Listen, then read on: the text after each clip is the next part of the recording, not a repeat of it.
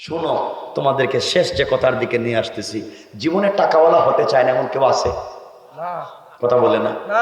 জীবনে তার দোয়া কবুল হোক না এমন কেউ আছে? জীবনে সারা দুনিয়া চায় এমন লোক নাই? রব বলেছেন, বান্দা তুমি যদি 2 রাকাত সালাতুল হাজাত পড়তে পারো, তারিখ ইবনে জারির তাবারি, মনে রাখবেন তারিখ ইবনে জারির তাবারি, আল্লামা জুলফিকার নকশবন্দি খুতুবাত জুলফিকার, মনে রাখবেন কেউ যদি জীবনে টাকাওয়ালা হতে চায়, পরিবারে শান্তি ফিরিয়ে পেতে চায়, ভদ্র সন্তান চায়, আমানতদার স্ত্রী চায়, আমানতদার স্বামী চায়, দুনিয়ার জমিনে সম্মান ইজ্জত চায়, হাত উঠাইলে নামাবার আগে দোয়া কবুল হয়ে যাক চায়, সে যেন সালাতুল হাজত 2 রাকাত নামাজ পড়ে। সুবহানাল্লাহ বললেন না? বিশ্বাস হয় না আপনাদের? 2 রাকাত নামাজ নবীজি বলেছেন, এ 2 রাকাত সালাত পড়ে সালাম ফিরাবার আগে বান্দার দোয়া কবুল হয়ে যায়। সবাই বললেন না? নামাজের নিয়মটা আমি আলোচনা শেষ করে বলে দেব, কেমনে পড়বেন আপনারা, কেমনে নামাজটা পড়বেন। মাত্র 2 রাকাত নামাজ, আর কতক্ষণ সময় লাগে 2 রাকাত পড়তে? রব নবীজি বলেছেন 2 রাকাত নামাজ পড়ো তো জিন্দেগি কামিয়াব। ইসলামটা আসলে কি, কি আমাদেরকে বুঝাতে চায়? আপনারা কি বানিয়েছেন ইসলামকে? কোরআনে কারীমকে আল্লাহ বানিয়েছেন। কোরআনে কারীমের 13 নম্বর পারা 14 নম্বর সূরা, সূরা ইব্রাহিমের প্রথম আয়াতে আল্লাহ বলছেন, আলিফ লাম রা কিতাবুন আনজালনাহু ইলাইকা লিতুখরিজান নাসা মিনাজ যুলুমাত ইলান নূর। রব বলেছেন কোরআন একটা ম্যাগনেট, কোরআন একটা চুম্বক, কোরআন একটা লাইট। তোমরা সিস্টেমে কোরআনকে অন্ধকারে লাগিয়ে দাও, সমাজের কোন জায়গায় অন্ধকার থাকবে না, আলোকিত করে দিবেন কে?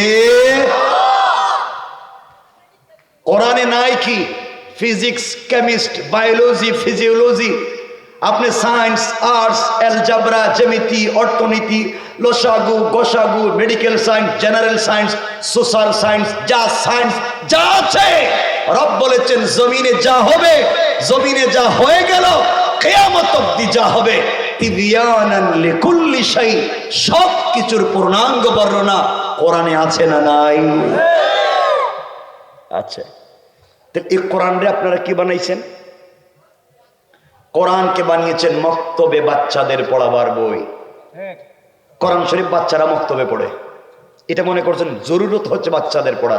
মক্তবে বাচ্চারা কোরআন পড়ুক, বড় হওয়ার পরে বদমাইশ হয়ে যাক, আপত্তি নেই।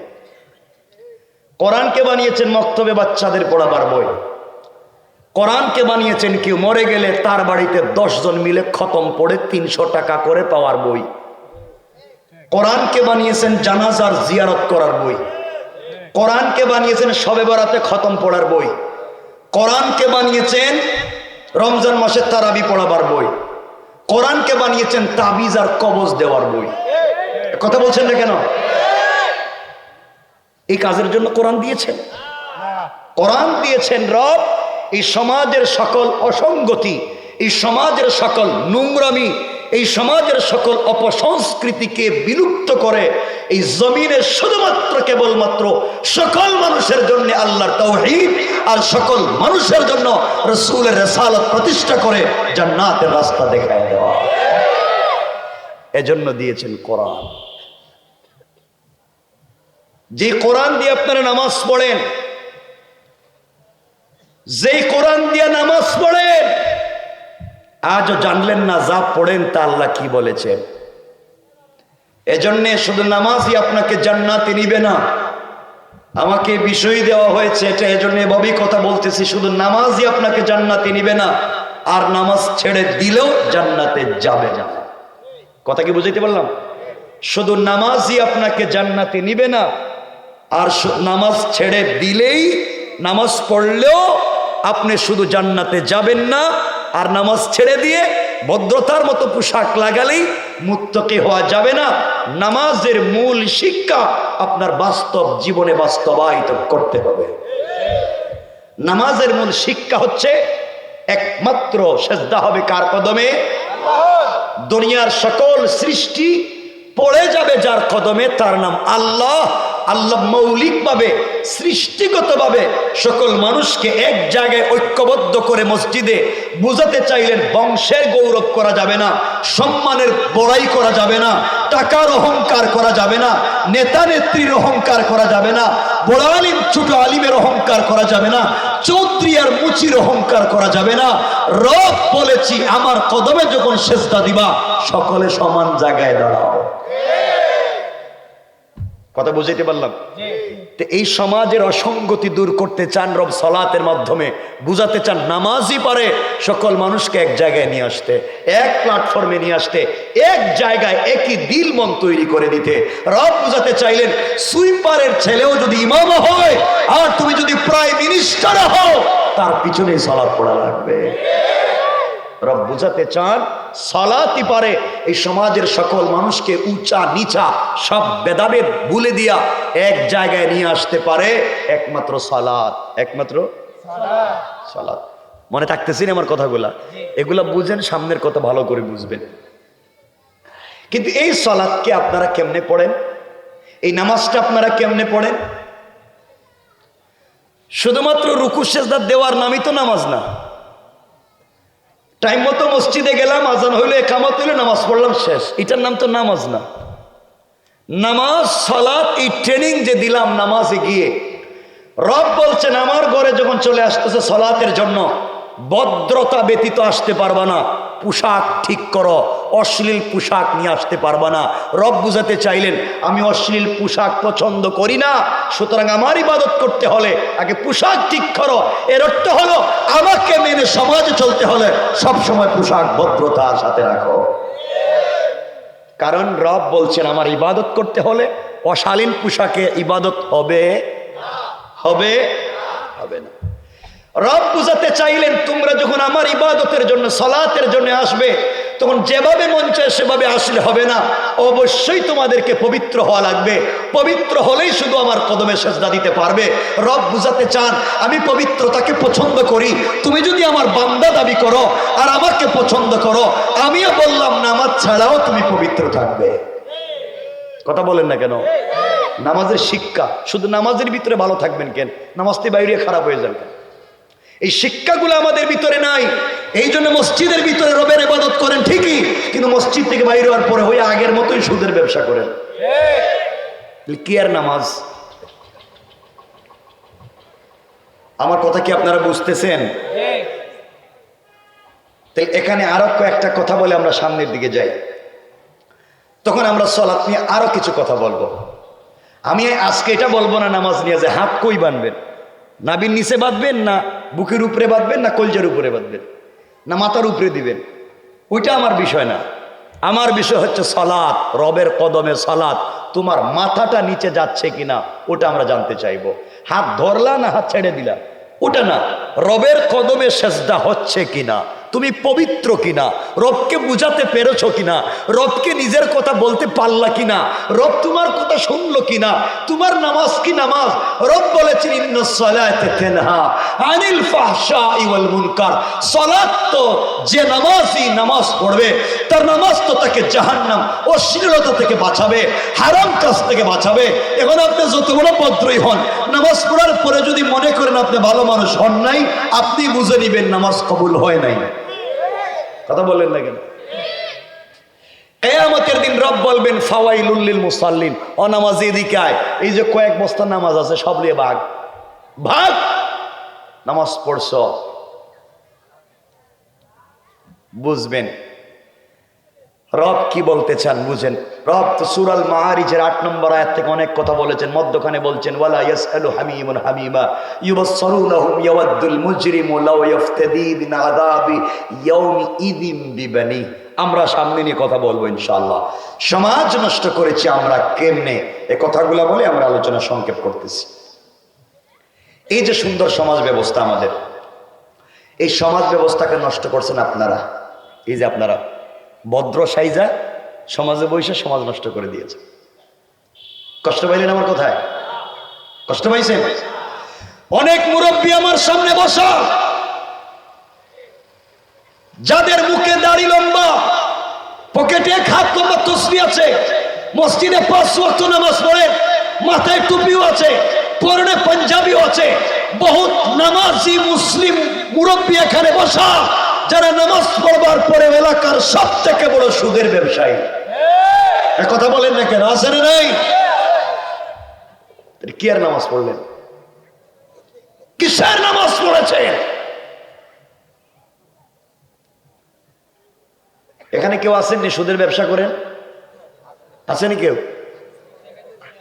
একটু হাত তুলেন দেখি কে। উঠাইতো না। যে জায়গা হাত উঠাইতে লজ্জা হয়, পাবলিকের সামনে এই ব্যবসা করে দাঁড়াইতে পারো না, লজ্জা যদি হয় তাহলে এটা করো কেন? কথা বলেন না কেন? পাবলিকের সামনে মুখ ফলে বলতে পারো না, তুমি না খাইয়া বলো না কেন?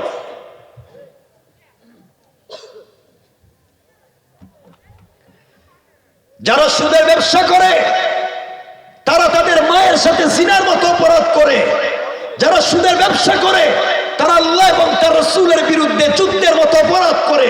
যারা আল্লাহর বিরুদ্ধে যুদ্ধ করতে চায়, যারা রাসূলের বিরুদ্ধে যুদ্ধ করতে চায়, যারা তাদের মায়ের সাথে জিনার মতো অপরাধ করে, তারা যাই হোক মুসলমানদের সমাজে বসবাস করবার ন্যূনতম কোন অধিকার নাই, ন্যূনতম অধিকার নাই। ঠিক কিনা বলেন? আপনারা শয়তান খুঁজে পান না, আপনারা শয়তান মারবার জন্য উমরায় যান, সৌদিতে হজে যান, ওখানে গিয়ে জামারাতে কঙ্কর মারেন, পাত্তর মারেন। মুরব্বী একজনকে দেখলাম এইবার হজে গিয়া মনে হয় রাগ উঠে গেছে শয়তানের উপরে, পায়ের জুতো খুললে মারতেছে, লাফ দিয়ে মারতেছে না রাগে, শয়তানরে ওখানে মারতেছে গিয়ে। ওই শয়তান তো জীবনে সুদ খায় নাই। কথা বলেন না কেন? কথা বলেন না কেন?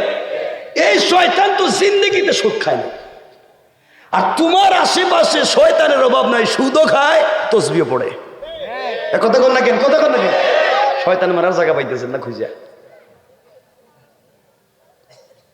কষ্ট পাইতেছেন মনে হওয়ার কথা।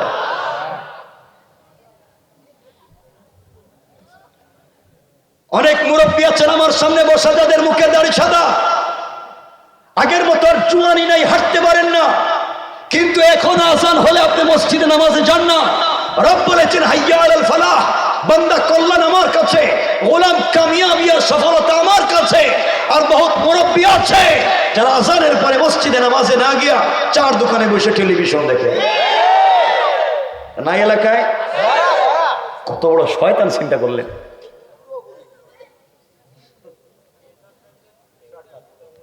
আপনাদের কষ্ট হইতেছে মনে হয়? একটু হাত উঠান তো দেখি কারা কষ্ট পাইছেন। খাইছি চাইলে তো ও হাসি করা যাবে না। কষ্ট পাইছেন আপনারা?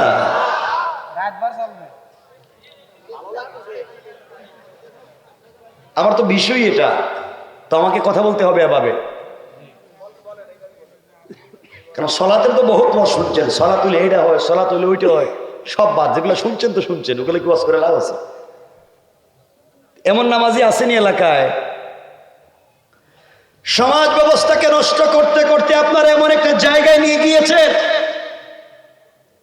এমন একটা জায়গায় সমাজ ব্যবস্থাকে আপনারা নিয়ে গিয়েছেন, যারা ভিলেজ পলিটিক্স করে, গ্রামের রাজনীতি করে, গ্রামের মোড়ল, গ্রামের মাতবর, গ্রামের বিচারী, পঞ্চায়েতের মুরব্বী, এলাকার লিডার, এগুলোই তো আপনারা কোন। আপনারা মাতবর কোননি, কি কোন? মাতবর, মাতব্বর কোন, মাতবর কোন, পঞ্চায়েতের মুরব্বী কোন, এলাকার বড় মুরব্বী কোন? কসম রব্বে পাকের সাথে আপনারা খবর নেন, আপনাদের বৃহত্তর মাগুরা এলাকায় অনেক মুরব্বী আছে এলাকায়, যারা এক কাপ রং চা খাইয়া এদিকের বিচারকে এদিকে দিয়ে দেয়। নাই তো এরে নামাজে কি কাজ করলো? এর নামাজ দিয়ে লাভ হইছে সেটা কি? এই নামাজ দিয়ে জান্নাতে যাওয়া যাবে না। অনেক মুরব্বী আছেন, কেউ রাগ করবেন না, চিনি না আপনাদেরকে, আমি ডাইরেক্ট গাড়ি থেকে নেমে এসে গেছি স্টেজে। অনেক মুরব্বী আছেন এলাকায়, যাদের হাতে 500 টাকা 1000 টাকা ধরাইয়া দিলে বিচারে ডাইনের বিচারে বাম বানাইয়া দেয়। ঠিক কিনা বলেন? আর কিছু তো পাক্কা মুসল্লি মুরব্বী আছে, গ্রামে 2 জন দিয়ে মাইল লাগাই দেয়, এর কাছ থেকে 500 লয়, ওর কাছ থেকেও 500 লয়, এরে বুদ্ধি দে, রাস্তা বন্ধ করে দে, বিচার আমরা করবো, মদ্যখানে 5000 টাকা খাইব। এ কত কোন টাকা নাই এলাকায়? নাই এগুলা?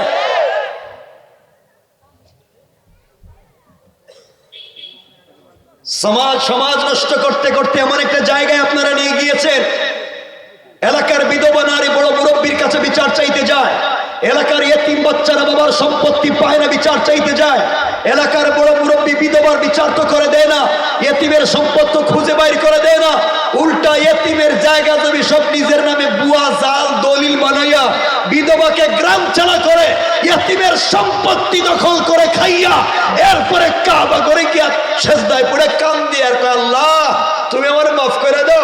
আল্লাহ তো বাটপার, তুই তো শুরু না রে, দেখতেছি এ কথা কোন রাখেন। পাবলিক রে ঠকাইছস, গ্রামের মানুষের ঠকাইছস, এখন আমারও ঠকাইতেইছস।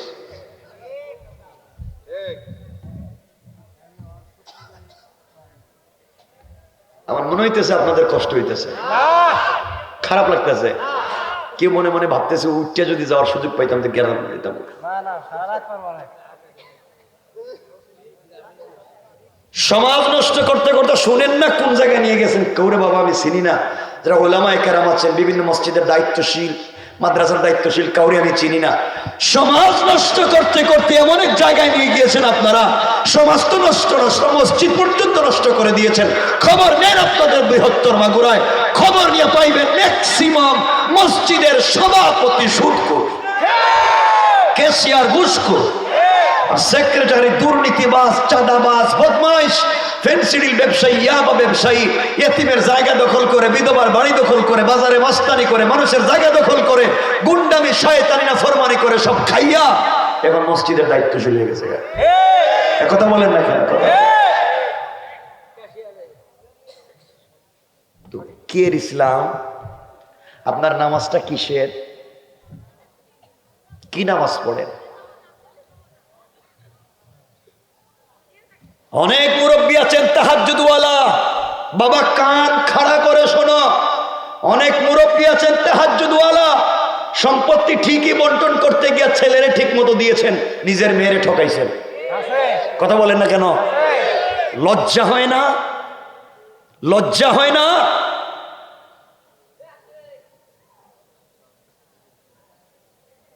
নিজের মেয়েকে সম্পত্তি দিচ্ছে না ছেলেকে দিচ্ছে।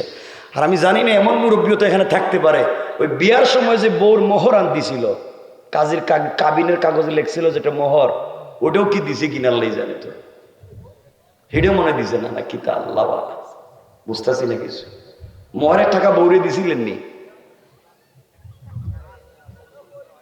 হ্যাঁ দিছেন? মাফ করে দিছে? বাকি কোন দিন দিবে না? বয়স তো 70-এর উপরে গেছে গা। নামাজ পড়া ফরজ, স্ত্রীর মোহর দেওয়া ফরজ। মোহর দেন না কেন? এই নামাজ দিয়ে লাভ হবে কি? এক ফরজ পালন করতে গিয়ে লাগাতার আর এক ফরজ ছেড়ে দিলেন। বউর মোহরের টাকাটা দিয়ে দিন ইনশাল্লাহ। বলেন না ইনশাল্লাহ? বলেন। যারা বিয়ে করছেন টাকাটা দিয়ে দিন। কারণ অনেক থাকতে পারেন এখানে যে আপনাদের এলাকার স্ত্রীরা, মায়েরা হয়তো কোপ কলিজার টুকরা স্বামীরে মাফত করে দিতে পারে, অনেকে মাফও পাইতে পারে। আছে কিনা আল্লাহ জানে। এগুলা আইসেননি কেউ? মাফ দিছে? বউ মাফ করে দিছে? দেখি তো একটু হাতগুলো, বরকতি হাতগুলা দেখি একটু, কারা কারা মাফ পাইছেন দেখি না। লজ্জা তো নাই, ভাল লাগতেছে আমাদের। অন্যের বউ তো মাফ করে দিতে পারে, দেখি কারা কারা মাফ পাইছেন। মাশাআল্লাহ মাশাআল্লাহ, বহুত বহুত কলিজার টুকরা, বহুত হাত উঠছে। ও বাবা এখন শোনো, ওই যে বউ যে মাফ করে দিছে, বলছে মাফ করে দিছি, টাকা লাগবে না। কলিজার টুকরা বউরে আগামীকালকে সকালে তালাক দিয়া দেখো, ডিভোর্স দিয়া দেখো, দেওয়া লাগেনি। কথা কোন লাগেন? দেওয়া শুধু লাগবে না, লাভে আসলে দেওয়া লাগবে। দিতে না চাইলে মামলা করে আদায় করবো। কথা কোন লাগেন? তাহলে কই মাফ হইল? কি এর মাফ? আল্লাহর ওয়াস্তে গুলো দিয়ে দিয়ে ইনশাল্লাহ বলে, সবাই বলে ইনশাল্লাহ। এই কথাগুলো বুঝবেন তো, সামনের কথা বুঝবেন। আরো সামাজিক অবক্ষয় হচ্ছে, কিছু জোয়ান ছেলেরা মসজিদে নামাজে যেতে চায়, নতুন হয়তো কলেজে বা কোনো কাজ কাম করে, এখন নতুন নামাজি হয়েছে। কিছু মুরব্বী আছে, এদেরকে দেখতে পারে না, দেখছে নতুন নামাজি, অজু ঠিক নাই, প্যান্ট ঠিক নাই, পায়জামা ঠিক নাই, লঙ্গি ঠিক নাই, এই আবার নামাজ পড়তে এসে ঠিটকারি করে। যুবকেরা লজ্জার মসজিদই যায় না। আছে না নাই? কে বলেছে আপনি তার সঙ্গে খারাপ ব্যবহার করবেন? ও মসজিদে এসেছে, ও নামাজ পড়তে পারে কিনা, ইবাদত করতে পারে কিনা, আপনি যদি পারেন তাকে বুঝাইয়া দিবেন, কাছে টানেন, বুকে জড়াইয়া ধরেন, তাকে বুঝান, একদিন হয়তো আপনার আমার চেয়ে ভালো মানুষ হয়ে যাবে। আপনি তাকে দূরে সরাইয়া দেন। অনেক বাচ্চারা আছে আপনাদের এলাকায়, মসজিদে নামাজে যায়, আর কিছু মুরব্বী আছে এদেরকে মসজিদ থেকে বাইর করে দেয়। এগুলো আসেনি এলাকায়, সব আছে, দেখা যায়। বাচ্চারা মসজিদে নামাজে যায়, কিছু মুসল্লি বাইর করে দেয়। তো কবে ছেলে, তুই মসজিদে নামাজে এসেছিস বেটা? তোর বাপরে জীবনে মসজিদে দেখলাম না, তোর দাদারও জীবনে মসজিদে দেখি নেই, তুই আবার নামাজ দিয়েছ বাইরে? ছোট মানুষ কান্না করে বাইরে গেছে। আরেক মুসল্লি গা কয়, ছেলে পিছনের কাতারে যা, গেছে পিছনের কাতারে। আরেকজন গা কয় আরেকটু যা, গেছে আরেক কাতার পিছনে। আরেক মুসল্লি এসে আরেকটু যা, বাচ্চা যাইতে যাইতে গেছে গা মসজিদের বারান্দায়। দূর জীবনে মসজিদে যেতাম না। কথা বলেন না কেন? ও বাইর করলেন কেন? বাচ্চাকে মসজিদে বাইর করছেন কেন? কন কন বলবেন না কিছু? হ্যাঁ, কি বুঝিনি কথা?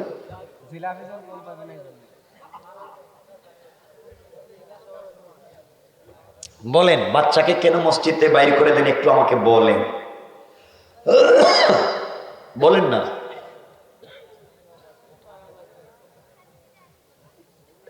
আপনারা কথা বলেন তো, আমি বলবো কিছু। বলেন, বাইর করেন কেন? ডিস্টার্ব করে, মারামারি করে, কি করে? কেসার মেসার। কেসার মেসার মানে কি? দা চেঁচামেচি করে, শয়তানি করে, চিল্লাচিল্লি করে, দুষ্টামি করে, মারামারি করে। এই তো বাচ্চারা মারামারি করে, দুষ্টামি করে, দৌড়াদৌড়ি করে, এই তো সব মানলাম, কিন্তু বাচ্চাকে মসজিদ থেকে বের করে দিতে কইছে কেডা? কথা কয় না কেন? বাচ্চাকে বের করে দিতে বলছে কে? বাইর করেন যে। এলাকার বাচ্চারা মসজিদে নামাজে যাবে, এলাকার বাচ্চারা মসজিদে নামাজে যাবে, মসজিদিকে প্রয়োজন দৌড়াদৌড়ি করবে, মারামারি করবে, দরকার হইলে মুসল্লি লুঙ্গি ধরে টানবে, দরকার হইলে ইমামের পায়জামা ধরে টানবে, তাও বাচ্চারা মসজিদে যাবে। কথা বলেন না কেন? কই যাবে? বলেন আবার, কই যাবে? মুসলমানের বাচ্চা মসজিদে যাবে না, যাবে কোথায়? এই বাচ্চা সিনেমা দেখতে তো যায়নি, এই বাচ্চা শয়তানি নাফরমানি গাঁজা ফেন্সিডিল খাইতে যায়নি, এ বাচ্চা তো আল্লাহর ঘরে এসেছে, আপনি বের করে দিয়েছেন কেন? ঠিক কিনা বলেন? বের করে দেন। দেখেন, খোলেন রাসূলের হাদিস। নবীজি সালাতের ইমামতি করছিলেন, হযরতে হাসানের কথা শুনেন না?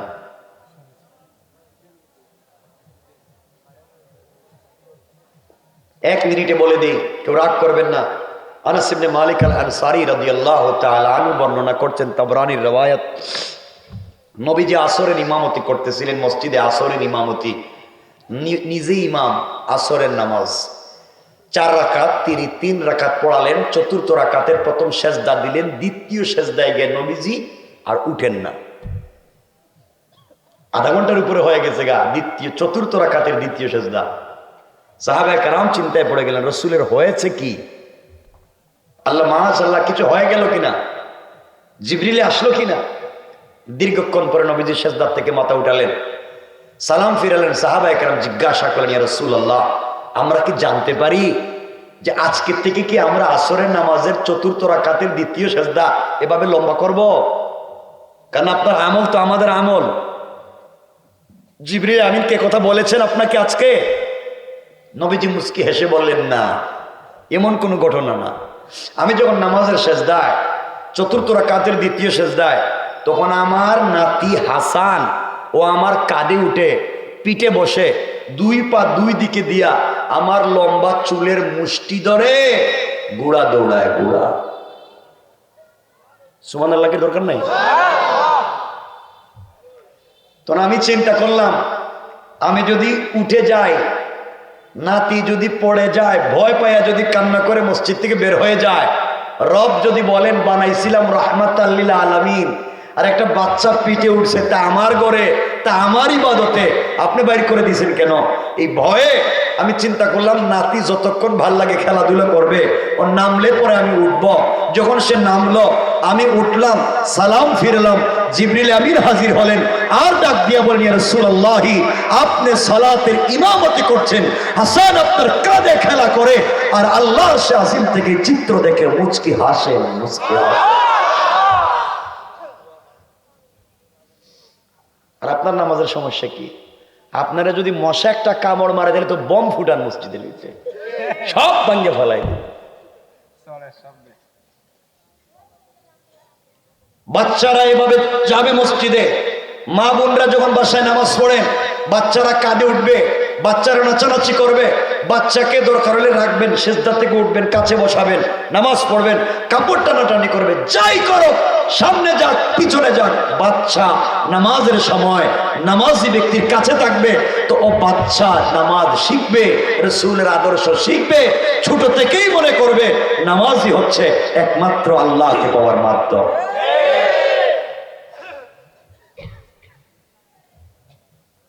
মনে থাকবে তো ইনশাআল্লাহ? বাচ্চাকে নামাজ শেখান।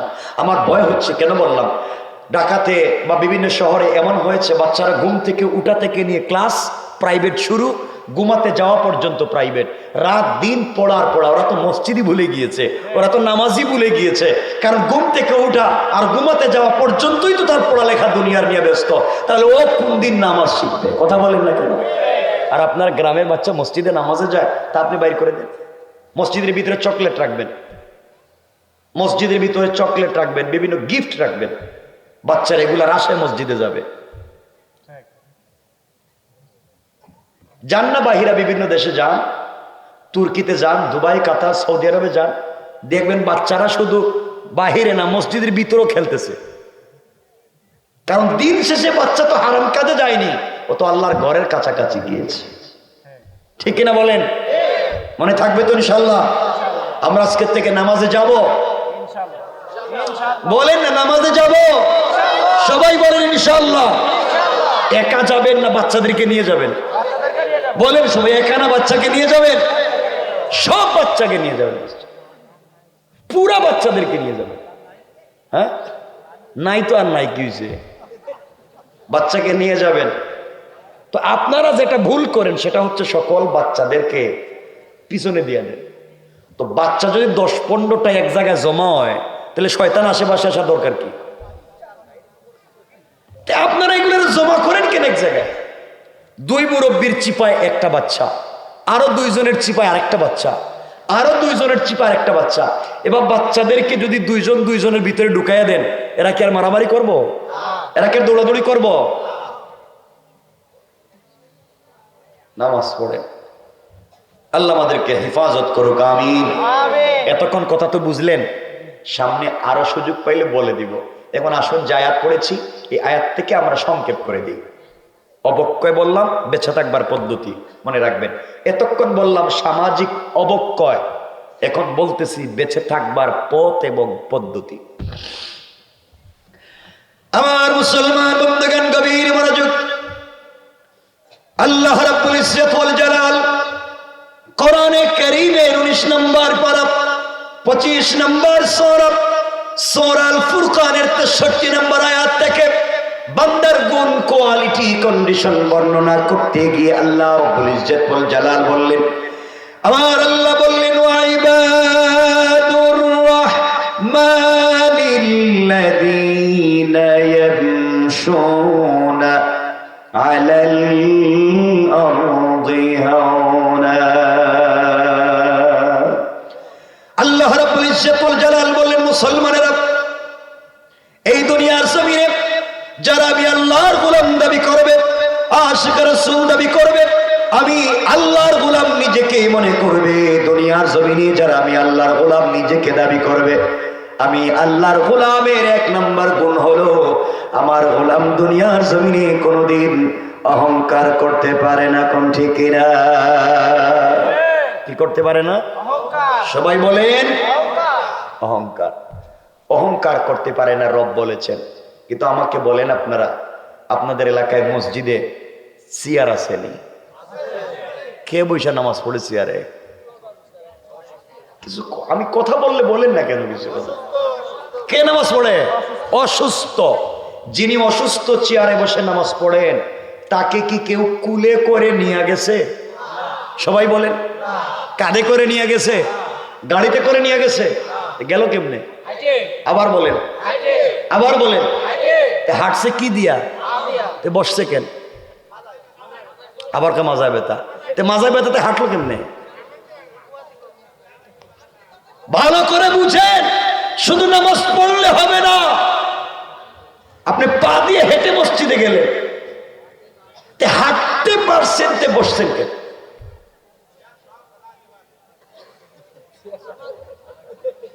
ফালানোর পরে কথা তো শোনা লাগবে।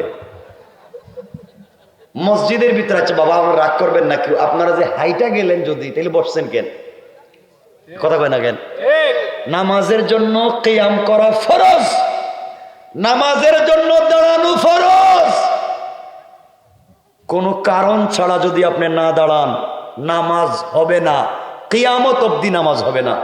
যদি দাঁড়ানোর জন্য লাঠি লাগে, লাঠিতে বট দিয়ে দাঁড়াবেন। যদি হেলান দেওয়া লাগে, হেলান দিয়ে দাঁড়াবেন, তাও দাঁড়িয়ে নামাজ পড়বেন, নচেত নামাজ হবে না। ঠিক কিনা বলেন? ঠিক কি বুঝলেন? হাদিসের কথা তো, হাদিসের কথা। যদি আপনার দাঁড়াবার শক্তি না থাকে, কোন জিনিসে ধরে দাঁড়াবেন, তাও দাঁড়িয়ে নামাজ পড়বেন। যদি ধরে দাঁড়াবার শক্তি না থাকে, হেলান দিবেন। আমার রাসূল আম্মা জান আয়েশা সিদ্দিকা রাদিয়াল্লাহু তাআলা আনহার হাতের উপরে বর করে দাঁড়িয়েছেন, তো দাঁড়িয়ে দাঁড়িয়ে নামাজ পড়েছেন। সুবহানাল্লাহ। আপনি কেমন অসুস্থ? গিয়ে চেয়ার একটা নিয়ে বসে গেলেন, তাও হাইটা গিয়ে বসে যান। খবরদার, হাঁটতে পারলে বসলে কাজ হবে না। রব বলেছেন দাঁড়াতে পারো না বইসা পড়ো, বসতে পারো না শুইয়া পড়ো, শুইতে পারো না ইশারা করে পড়ো, যেভাবে পারো দরকার হলে পশ্চিম দিকে পাও দিয়ে নামাজ পড়ো, তাও পড়ো। কিন্তু রবের সামনে খবরদার বিয়াদবের মতো, মাস্তানের মতো পা লম্বা করে বইসো না। ঠিক কিনা বলেন? আপনি গিয়ে চেয়ারে হেলান দিয়া পায়ে ভাবে দিয়ে বাবা, মনে হচ্ছে যে ঠেকছে, আল্লাহর খুব ঠেকায় পড়ছেন তার নামাজের জন্য। এটা কি? যদি যদি বাবা কোন ডাক্তার বলবেন আপনাকে দাঁড়ালে সমস্যা, যদি বসতেই হয়, রুকু সেজদা আপনি দিতে পারতেছেন না, আপনার হাঁটুতে সমস্যা, কিডনিতে সমস্যা, লাংসে সমস্যা, বাল্বে সমস্যা, আপনার সব শেষ, নষ্ট হয়ে গেছে, আপনার রুকু সেজদা করতে পারবেন না। যদি কোনো ডাক্তার বলে আপনার দাঁড়াবার যদি সুযোগ থাকে, দাঁড়িয়ে থাকবেন, রুকু সেজদার সময় বসে রুকু সেজদা করবেন ইশারায়, তাও হেলান দেওয়া কোনো জিনিসে নয়। বসবেন টুলে। কিসে বসবেন?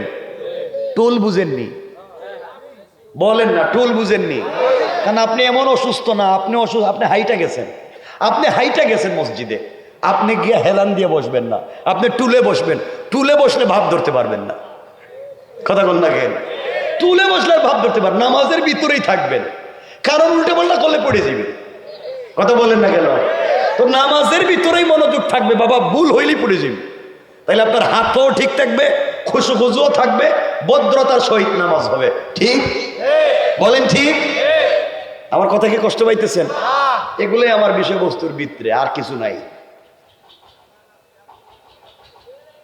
চেয়ার নিয়ে ভাব ধরেন, মসজিদে চেয়ারের টানাটানি মসজিদের টাইসে দাগ পড়ে যায়। একথা কর না কেন? কিন্তু ইমাম সাহেবরা তো সব কথা বলতে পারে না। মসজিদের হুজুর যারা উলামায়ে কেরাম, তারা তো সব কথা বলতে পারেন না, কারণ হুজুর যদি সব কথা বলতে যায়, হুজুরের চাকরি থাকে না। ঠিক না বলে? নগদ চাকরি শেষ।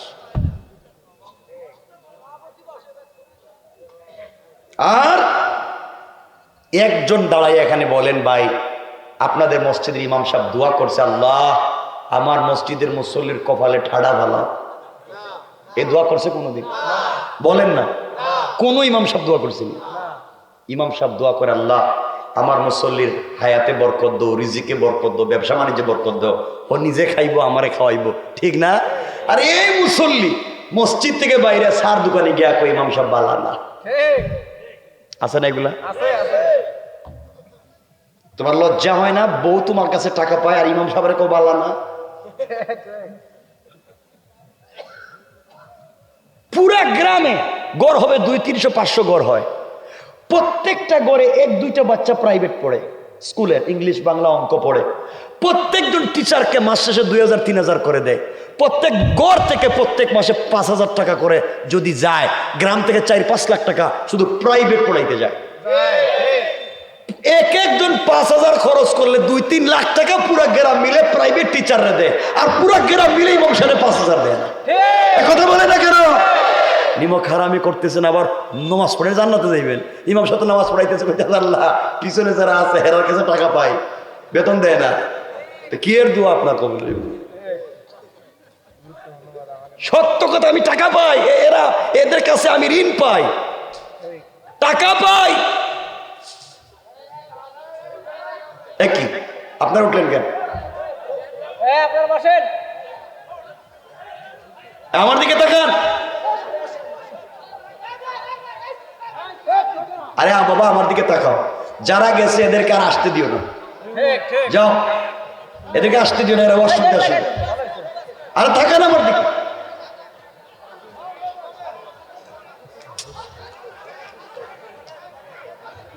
রে বাবা এখানে যদি চিল্লাতে, এখানে কি কথা বলা যাবে? আমি তো আমার দিকে তাকান না, কথা শোনেন। ভাই বন্ধ করো, এখানে ফিতনা করলে সব বন্ধ করো।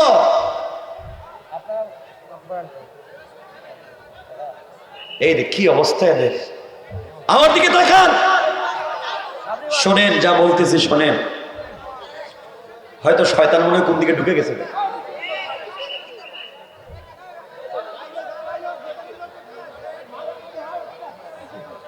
কি নিয়ে? আমার দিকে তাকাও, ফিতনা বাদ দাও। মনে করো আমরা এই কথাগুলো বলতেছি, এলাকায় কোন দিকে শয়তান ঢুকে গেছে, ঠিক কিনা বলেন?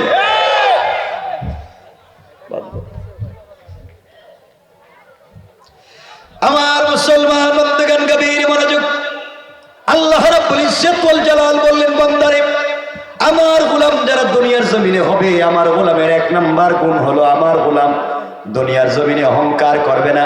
সুতরাং এই দুনিয়ার জমিনে আপনাদের এলাকায় যাদেরকে আল্লাহ বড় আলিম বানিয়েছেন, শেখুল হাদিস, মুফতি, মুহাদ্দিস, খতিব বানিয়েছেন, ইউনিভার্সিটি রেক্টর বানিয়েছেন, কলেজের অধ্যক্ষ, অধ্যাপক, প্রফেসর বানিয়েছেন, বড় জ্ঞানী বানিয়েছেন, আপনি আপনার জ্ঞানের কারণে দুনিয়ার জমিনে অহংকার করতে পারেন না। যে আল্লাহ মুআল্লিমুল মালায়েকা, ফেরেশতাদের শিক্ষকের মতো মহাজ্ঞানীকে অহংকার করবার অপরাধে আমার আল্লাহর যিনি শয়তান বানিয়ে দিয়েছে, আপনিও যদি আপনার জ্ঞানের কারণে দুনিয়ার জমিনে অহংকার করেন, আমার আল্লাহ আপনাকেও শয়তান বানাইয়া দিতে আমার আল্লাহর 1 মিনিটও দেরি হবে না। কোন ঠিক কিনা?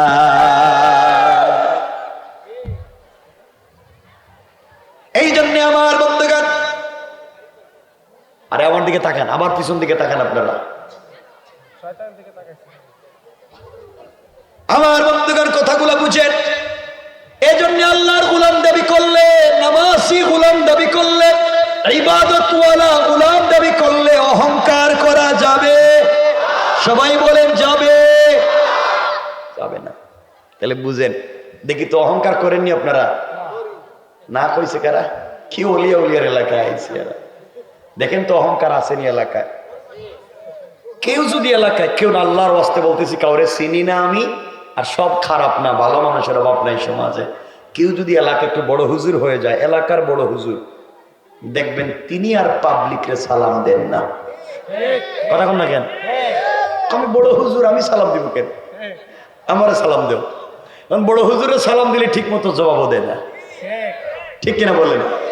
মুসাফার জন্য হাত দিলে হাত বাইর করে না, অর্ধেক দেখো ঠান্ডা লাগতেছে, অল্প দেয়।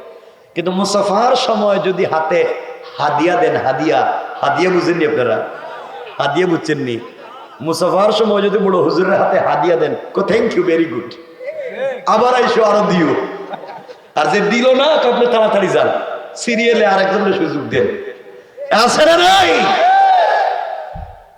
খুব খুব সুন্নাহ ফলো হচ্ছে। কি ওয়াজ করবো আমি নিজেই বুঝতেছি না। শোনেন, এজন্য আমার বন্ধুগণ, আল্লাহ যাদেরকে এলাকায় টাকার মালিক বানিয়েছেন, মিল ফ্যাক্টরির মালিক বানিয়েছেন, শিল্পের মালিক বানিয়েছেন, গাড়ির মালিক, বাড়ির মালিক বানিয়েছেন, টাকার মালিক বানিয়েছেন, আপনি সম্পদের কারণে দুনিয়ার জমিনে অহংকার করতে পারেন না। আপনি যদি আপনার সম্পত্তির কারণে অহংকার করেন, কোন মানুষকে ছোট মনে করেন, আমার আল্লাহ চাইলে আপনাকে 10 তলা থেকে থাবড়াইয়া গাছ তলায় নামাইয়া দিতে আমার আল্লাহর 1 মিনিটও দেরি হবে না। কোন ঠিক কিনা? এজন্য অহংকার করবেন না আমার বন্ধুগণ। আল্লাহ আপনাকে কোটি টাকার মালিক বানিয়েছে। আপনার মাগুরা শহরে বাড়ি আছে, আপনার ঢাকা শহরে বাড়ি আছে, আপনি গ্রামে আসতেছেন, কোটি টাকা দামের গাড়িতে আপনি বসে আছেন। এমন সময় রাস্তায় কোনো জায়গায় জ্যাম পড়েছে, ভিক্ষুক ভিক্ষার ভাঙ্গা থালা নিয়ে বলছে, স্যার আপনি আমাকে 5টা টাকা দিয়ে যান, আমি ফকির, আমি প্যারালাইসিস, আমি ভিক্ষুক, আমাকে 5টা টাকা দেন। আপনি ফকিরের হাতে 5 টাকা দিতে পারলেন না। আপনি মনে করলেন আমি যদি ফকিরের জন্য 5 টাকা দিতে গাড়ির গ্লাস খুলি ময়লা ঢুকে যাবে। ভিক্ষুকের হাতে 5 টাকা দিলে আমার সোসাইটিতে ধরবে, আমার ইজ্জত চলে যাবে, এই জন্য দিলেন না। কথাগুলা দিল দিয়ে শরীর কি বলতে চাই। অথচ আপনি আজকে একজন গরিবকে 5 টাকা দিতে পারলেন না কোটি টাকার মালিক হওয়ার পরে। অথচ আপনি যখন বন্ধু বান্ধবদেরকে নিয়ে কেএফসিতে বসেন, চাইনিজে বসেন, আপনি নাস্তা করেন, 2-4-5 হাজার টাকা বিল তোলেন, আসার সময় ওয়েটারকে 500-1000 টাকা বিল দেন। অথচ আপনি যখন রিক্সায় উঠেন, ভ্যান গাড়িতে উঠেন, ওই সময় আপনি রিক্সাওয়ালা 5 টাকা যদি বেশি চায়, 2 টাকা যদি বেশি চায়, আপনি তো ইচ্ছা মতো গালি দেন, সুযোগ পাইলে আপনি তাকে মারেন, পিটান। কোন ঠিক কিনা? যে আল্লাহ আপনাকে কোটি টাকার মালিক বানিয়েছে, আপনি অহংকার করলেন।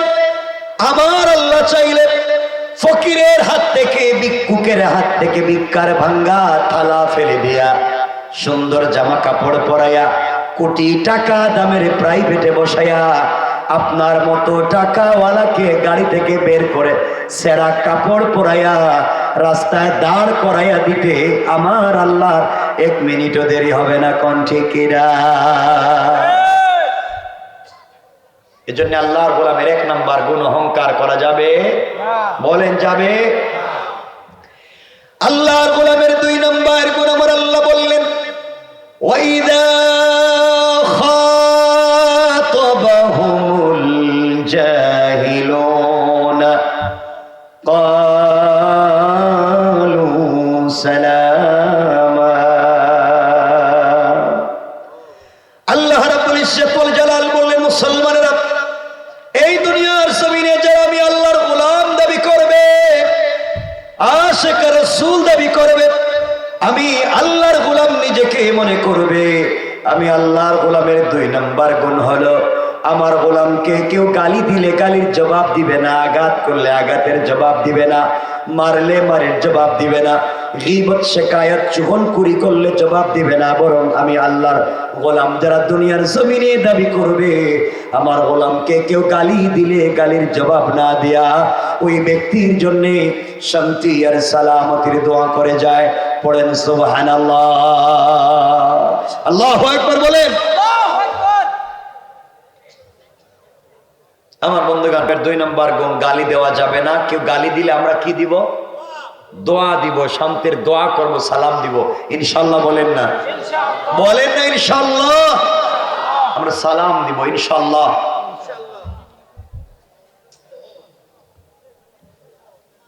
আমার দিকে তাকান, যারা উঠে যাবেন উঠে যান, আপনারা মারামারিতে যান, আমার দিকে তাকান, কয়েক মিনিট কথা শুনেন, আমিও রেখে দিব, আমিও লম্বা করবো না। কারণ এই কন্ডিশনে কথা বলার মতো মিজাজ আমার নাই, যে কেউ কথা বলতে পারবে। সুতরাং আল্লাহর গোলাম দাবি করলে 2 নাম্বার হচ্ছে গালি দিবে, মানুষ কষ্ট দিবে, আপনি বিপরীতে কষ্ট দিবেন না, আপনি তার জন্য শান্তির দোয়া করবেন, তাকে সালাম দিবেন ইনশাআল্লাহ। বলেন। নবীজি সাল্লাল্লাহু আলাইহি ওয়াসাল্লামের কলিজার টুকরা সাহাবী সিদ্দিকে আকবর বলছেন, ওয়াল্লাহি, আল্লাহর কসম, আমি আমার জিন্দগিতে নবীজি সাল্লাল্লাহু আলাইহি ওয়াসাল্লামকে বহুতবার আগে সালাম দেওয়ার চেষ্টা করেছি, কিন্তু নবীজির আগে নবীজিকে সালাম দিতে পারি নাই। সুবহানাল্লাহ বলেন। তাহলে বোঝা গেল সালামটা রাসূল আগে দিতেন, সালামটা আগে রাসূল দিতেন। শামাইল তিরমিজিতে আম্মা জান আয়েশা সিদ্দিকা রাদিয়াল্লাহু তাআলা আনহা বলেন, আমি যখন দেখতাম আমার কলিজার টুকরা স্বামী রাসূলে পাক আসতেছেন, তখন আমি ঘরের পর্দার আড়ালে দাঁড়িয়ে থাকতাম, দরজার চিপায় দাঁড়িয়ে থাকতাম এবং আশা করতাম রাসূলে পাককে আগে সালাম দিব। কিন্তু কি ব্যাপার, নবীজি আমাকে বহু দূর থেকে আমি সালাম দেওয়ার বহুত আগে নবীজি সালাম দিতেন। সবাই বলেন সুবহানাল্লাহ বলেন। তাহলে অর্থ দাঁড়ালো, নবীজি আয়েশাকে সালাম দিতেন, এর অর্থ হলো স্বামী স্ত্রীকে সালাম দিতেন, এটা না? কথা বলেন না কেন? নবীজি সালাম দিয়েছেন আয়েশাকে, এর অর্থ স্বামী দিয়েছেন স্ত্রীকে। কথা বলেন না কেন? স্ত্রীকে। সুন্নত হলো যিনি বাহির থেকে আসবেন তিনি ঘরের ভিতরে যারা তাকে সালাম দিবেন। এর অর্থ হলো আপনি বাহির থেকে গেলেন, ভিতরে যারা আছে তাকে সালাম দিবেন। বলেন ইনশাআল্লাহ, বলেন ইনশাআল্লাহ। এজন্য বাসায় বউরে সালাম দিবেন ইনশাআল্লাহ। মুরব্বী যারা আপনার কাছে কথা বলেন কেন? আপনারা সালাম দেন না, বোঝা গেল দেন না কেন? লজ্জা, ওরে বাবা লজ্জা, লজ্জা করেন এই কথাগুলো বলতে। বউরে সালাম দিবেন, আজকের থেকে বাসায় বউরে সালাম দিবেন, বলেন না ইনশাআল্লাহ। মুরব্বীরা আমার চেহারার দিকে তাকায় আছে, হারা কইতেছে বাবা 70 বছর গেছে গা, আজকে যদি সালাম দিই বউ আবার কি মনে করে ফেলায়, ওই বুড়া বয়স আবার কি শুরু করলেন।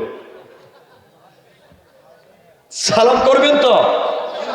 নবীজি বলেছেন, আল্লাহ পাক হাদিসে কুদসিতে বলেছেন, যারা বাহির থেকে গিয়া ঘরের ভিতরে যারা আছে, যারা স্ত্রীকে স্বামী হইয়া সালাম দেয়, রব বলেছেন আমার নিজের কুদরতের হাতে 91টা বরকতের দরওয়াজা খুলে দেয়। এজন্য আপনারা যারা স্বামী বাসায় গেলে বউরে সালাম দিবেন ইনশাআল্লাহ। কিচ্ছু কয় না এরা ইনশাআল্লাহ। আজকে বাসায় গিয়েই দরজায় ভাবে দাঁড়াবেন, বউ আসসালামু আলাইকুম ওয়া রাহমাতুল্লাহ, বউরে সালাম দিবেন। বউ কই বৌমা, হেরে আজকে কোন বুতে ধরলো, জীবনে সালাম দেন, আজকে আমারে সালাম দিন। এর অর্থ হলো আপনি বলবেন যে আমার ভূতে ধরে নাই, আজকে ওয়াজ কাজে লাগছে, তোমারে সালাম দিলাম। দেখবেন বউরে 100 কোটি টাকা দিয়ে যা খুশি করতে পারতেন না, সালাম দিলে বেশি খুশি হয়ে যাবে। ঠিক কিনা বলেন? সালাম দিবেন তো ইনশাআল্লাহ? বলেন ইনশাআল্লাহ। যারা বিয়ে করছেন, কথা যখন চলে আসছে 1 মিনিটে বলে দিই, যারা বিয়ে করছেন বউরে মাঝে মাঝে নিজের হাতে খাওয়াইয়া দিবেন। বুঝিন এর হাসে কেন কথা বললে?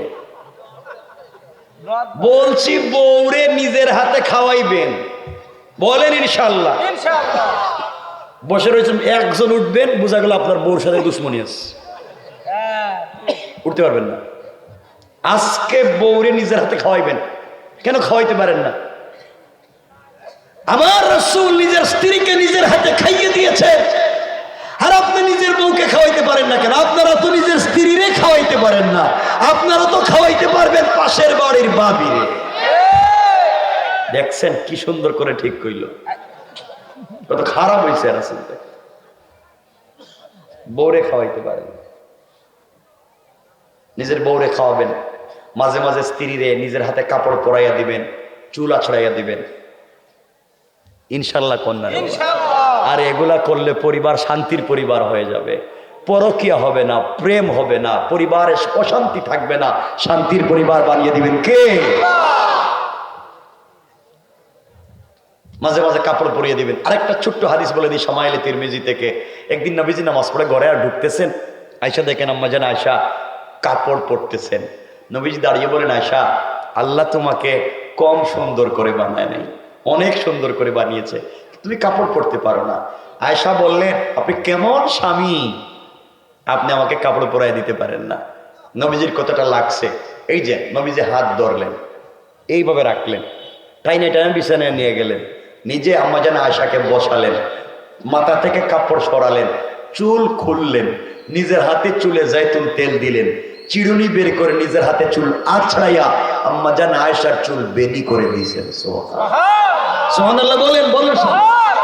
আপনারা দেননি? জোয়ান যারা আছে হেরা তো জীবনও বিয়া করলে বউরে দিত না। বউরে চুল আছড়াইয়া দিতে পারবে না, হে দিতে পারবে তার গার্লফ্রেন্ড। ঠিক কিনা? এটা ঠিক কইছে কেনা? এটা ঠিক কইছে কেনা?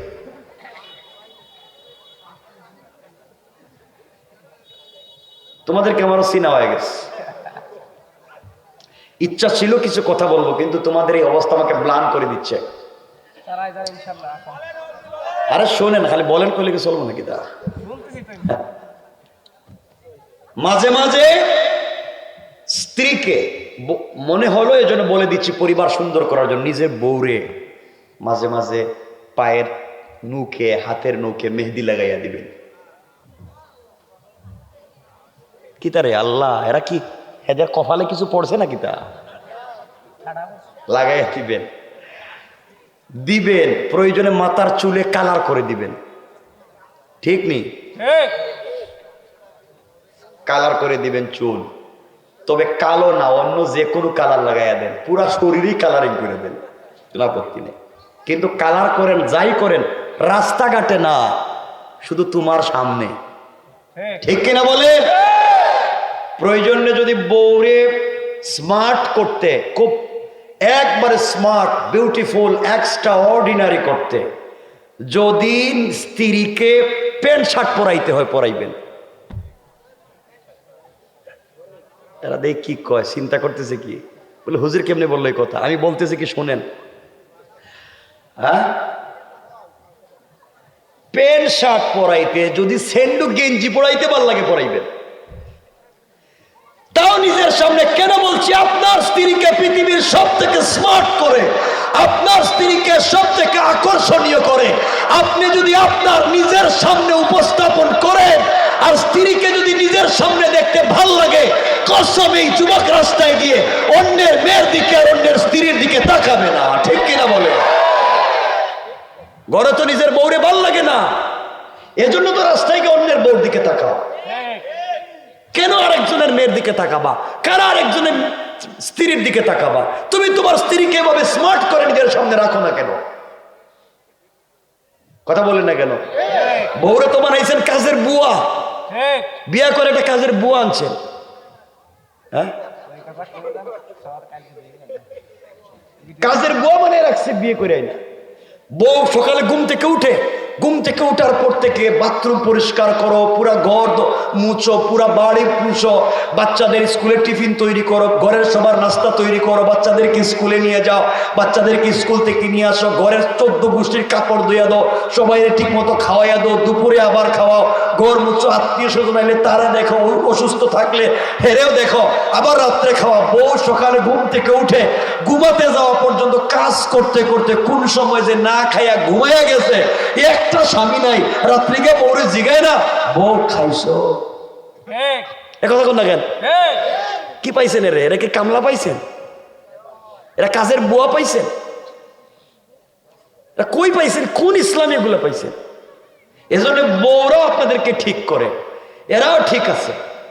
আপনারা যেমন হেরাও সারাদিন যেটা দিয়ে কাজ করছে, বাথরুম মুছছে, ঘর মুছছে, পুরা বাড়ি মুছছে, শরীরে দুর্গন্ধ লাগাই রয়েছে, শরীরে ঘামের গন্ধ, এই কাপড় পইরা আপনার পাশে শুয়ে থাকে। ঠিক কিনা? এই তো জিনিস ঠিক আছে, একটা বস্তার মতো পড়ে থাকলো, মনে হলো একটা বস্তা শুয়ে আছে এখানে। কারবার তো এটাই করবে, কারণ আপনি তো ঠিক হইলেন না। এজন্য আমরা ভালো হয়ে যাই, বলেন ইনশাআল্লাহ। আমার কথা কি বুঝতেছেন এতক্ষণে? কি বুঝছেন? যা বলছি পরিবার সুন্দর করবার কথা বলছি, পরিবারকে সুন্দর করে ফেলেন ইনশাআল্লাহ। বলেন ইনশাআল্লাহ। বলেন এতক্ষণের ওয়াজ বুঝছেন নি? আচ্ছা, আমরা সংক্ষেপ করে যাই। আমি কতক্ষণ কথা বলবো? কেউ আসেনি? না, আমি বেশি কথা বলবো না। 12টা। আরে না, আরে 1 ঘন্টার উপরে হয়ে গেছে। 12টা কোন কিতা? কষ্ট হচ্ছে, অসুবিধা হয়? হাত দেখান দেখি কারা কারা কষ্ট পাইছেন। কি তার তকবীর, সবাই হাত উঠাইছে। কষ্ট পাইতেছে কইয়া? কষ্ট হচ্ছে? আমার দিকে তাকাও। আর যুবকরা, তোমাদের কথা তো বইলা লাভ নাই। তোমাদের না, ওয়াজের বিষয় চেঞ্জ হয়ে যাইব। তোমাদের কথা তো বইলা লাভ নাই। যুবক, তোমরা যে কি খারাপের খারাপ হইছো, হেরা যে কি খারাপ হইছে। হে আছে আর তার প্রেমিকা আছে, গার্লফ্রেন্ড আছে, ঠিক না? ঠিক কইলা, কয় না ঠিক না? দেখো আমি তোমাকে কি বলতে চাই যুবক, আমার দিকে তাকাও। জোয়ান যারা আমার দিকে তাকাও, 2 মিনিটে কতটা বুঝো, আমার দিকে তাকাও। আমিও তোমাদের মতো জোয়ান, আমিও তোমাদের মতো তরুণ। পৃথিবীতে আল্লাহ আমাকে কম দেয়নি। দুনিয়া একটা মানুষের যা দরকার তার চাইতে হাজার গুণ বেশি আল্লাহ আমাকে দিয়েছে। সব দুনিয়ায় নাই এমন কিছু নাই। চোখ দিয়ে উন্নত রাষ্ট্র চুকে দেখা দুনিয়ার কোনো জায়গায় শান্তি নাই, কোনো জায়গায় নাই। শোনো কি বলতে চাই, জোয়ান অযুবক, তুমি যেই মেয়ের প্রেমে পড়েছ, যার সাথে তুমি প্রেম করো, যাকে তুমি গার্লফ্রেন্ড মনে করো, হারাম রিলেশন করো, ও জোয়ান তোমাকে আবারও বলছি ভাই, হয়তো তোমার এই প্রেমিকা, তার চামড়া খুব বিউটিফুল, তার চেহারা এক্সট্রা অর্ডিনারি করা, তার বয়স খুব স্মার্ট, সে টেলিফোনে কথা বললে বাতের প্লেট ফেলাইয়া কুত্তার মতো দৌড় দাও। যুবক, তুই জানিস না, কসম রব্বে পাকের জাতের, এই স্মার্ট বিশ্ব সুন্দরী মেয়েটা আজকে রাত্রে যদি মরে যায়, 72 ঘন্টার ভিতরে তার সুন্দর চামড়ার থেকে বের হবে পোকা। পোকা বের হবে। যুবক, তুমি যেই মেয়ের প্রেমে পড়ে পড়ালেখা বাদ দিয়েছ, যেই মেয়ের সাথে সম্পর্ক করে মা বাবার মুখে চুনকালি দিয়েছ, যেই মেয়ের সাথে সম্পর্ক করে ফেন্সিডিল ইয়াবা ধরেছ, যেই মেয়ের সাথে সম্পর্ক করে নিজের জীবন যৌবন বিসর্জন করেছ, যেই মেয়েকে পাওয়ার জন্য দেশে বিদেশে ইনকাম করে সব টাকা পয়সা ওই মেয়ের পিছনে খরচ করেছ, ওই মেয়ের ফ্যামিলির পিছনে খরচ করেছ, দিন শেষে তুমি তাকেই পেতে চাও। কসম রব্বে পাকের জাতের, ওই মেয়ে যদি আগামীকালকে ঘুম থেকে উঠে সকালবেলা তোমার চাইতে স্মার্ট, তোমার চাইতে টাকাওয়ালা আরেকটা যুবককে পেয়ে যায়, হয়তো তোমাকে ভুলে যেতে 1 মিনিটও লাগবে না, 1 মিনিটও। কের দুনিয়া। শোনো, আমার দিকে তাকাও। আমি আমার বোনদেরকে বলছি, বোন, তুমি একটা ছেলের স্মার্টনেস দেখে, একটা ছেলের জব আর স্টাইলিশ দেখে তুমি তার প্রেমে পড়ে গিয়েছো, বিশ্বাস করে কসম তুমি জানো না ওই ছেলেও তোমাকে ফাঁকি দিয়ে অন্য কোনো মেয়েকে নিয়ে চাইনিজে বসে আড্ডা দিতে পারে, অথবা কোনো পার্কে বসে আড্ডা দিতে পারে, ঠিক কিনা? সব শয়তান। রব আফসোস করে বলছেন, ইয়া আইয়ুহাল ইনসান মা গাররাকা বিরাব্বিকাল কারীম। এই মানুষ তোদের কি হয়েছে? কে তোদেরকে ধোঁকা দিয়েছে? কে তোদেরকে বিভ্রান্ত করেছে আমার মতো মহান রব থেকে? অথচ আল্লাযী খালাকাকা, আমি তোমাদেরকে বানাইছি, আমি তোমাদেরকে সৃষ্টি করছি। তোমাদের কাছে দুহাত জোড় করে বললাম, একদিন এই মোহাম্মদপুর মাগুরা পুরো এলাকার চৌধুরী বাড়ির চৌধুরী বাড়ি থাকবে, চৌধুরী থাকবেন না। একদিন এমপির বাড়ির এমপির বাড়ি থাকবে, এমপি থাকবেন না। একদিন জমিদারের জমিদার বাড়ি থাকবে, জমিদার থাকবেন না। একদিন আপনার কোটি টাকায় বানানো বাড়ি, আপনার রক্তকে পানি করা টাকায় বানানো বাড়ি থাকবে, থাকবেন না শুধু আপনি। আপনার চেয়ারে আরেকজন বসবে, আপনার গাড়ি আরেকজন ইউজ করবে, আপনার বিছানায় আরেকজন বসবে, সব নিজেকে বলবে এটা আমার, এটা আমার। আপনাকে ভুলে যাবে। ও ভাই, তোমাদেরকে আবারও বলছি শোনো, আবারও বলছি শোনো, তুমি তোমার বাপকে যতটুকুন মনে রাখো, তুমি তোমার দাদাকে ততটুকুন মনে রাখো না। তুমি তোমার দাদাকে যতটুকুনি চিনো, তুমি তোমার দাদার বাপকে তুমি জানোই না। এর অর্থ হলো, তুমিও মরে গেলে তোমার সন্তান হয়তো কিছুদিন তোমাকে মনে রাখবে, কিন্তু তার বাপকে যতটুকুন মনে রাখবে, নাতি তোমাকে ততটুকুন মনে রাখবে না। এর পরবর্তী প্রজন্ম আসলে তোমার নামই মনে রাখবে না, তোমাকেই ভুলে যাবে। অথচ তুমি দুনিয়া তাদের জন্য করে দিয়ে গিয়েছ, তোমার নাম পর্যন্ত তারা মনে রাখবে না। দুনিয়াটা ধোঁকা, দুনিয়াটা ধোঁকা। কষ্ট হচ্ছে?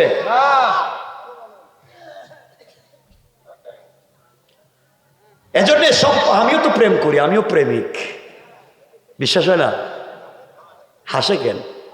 আর তোমাদের মতো ফালতু প্রেম তো করি না। প্রেম আমরাও করে। শুনো, প্রেম একজনের সাথে করা যায়, তিনি কে? আরো জোরে বলেন কে?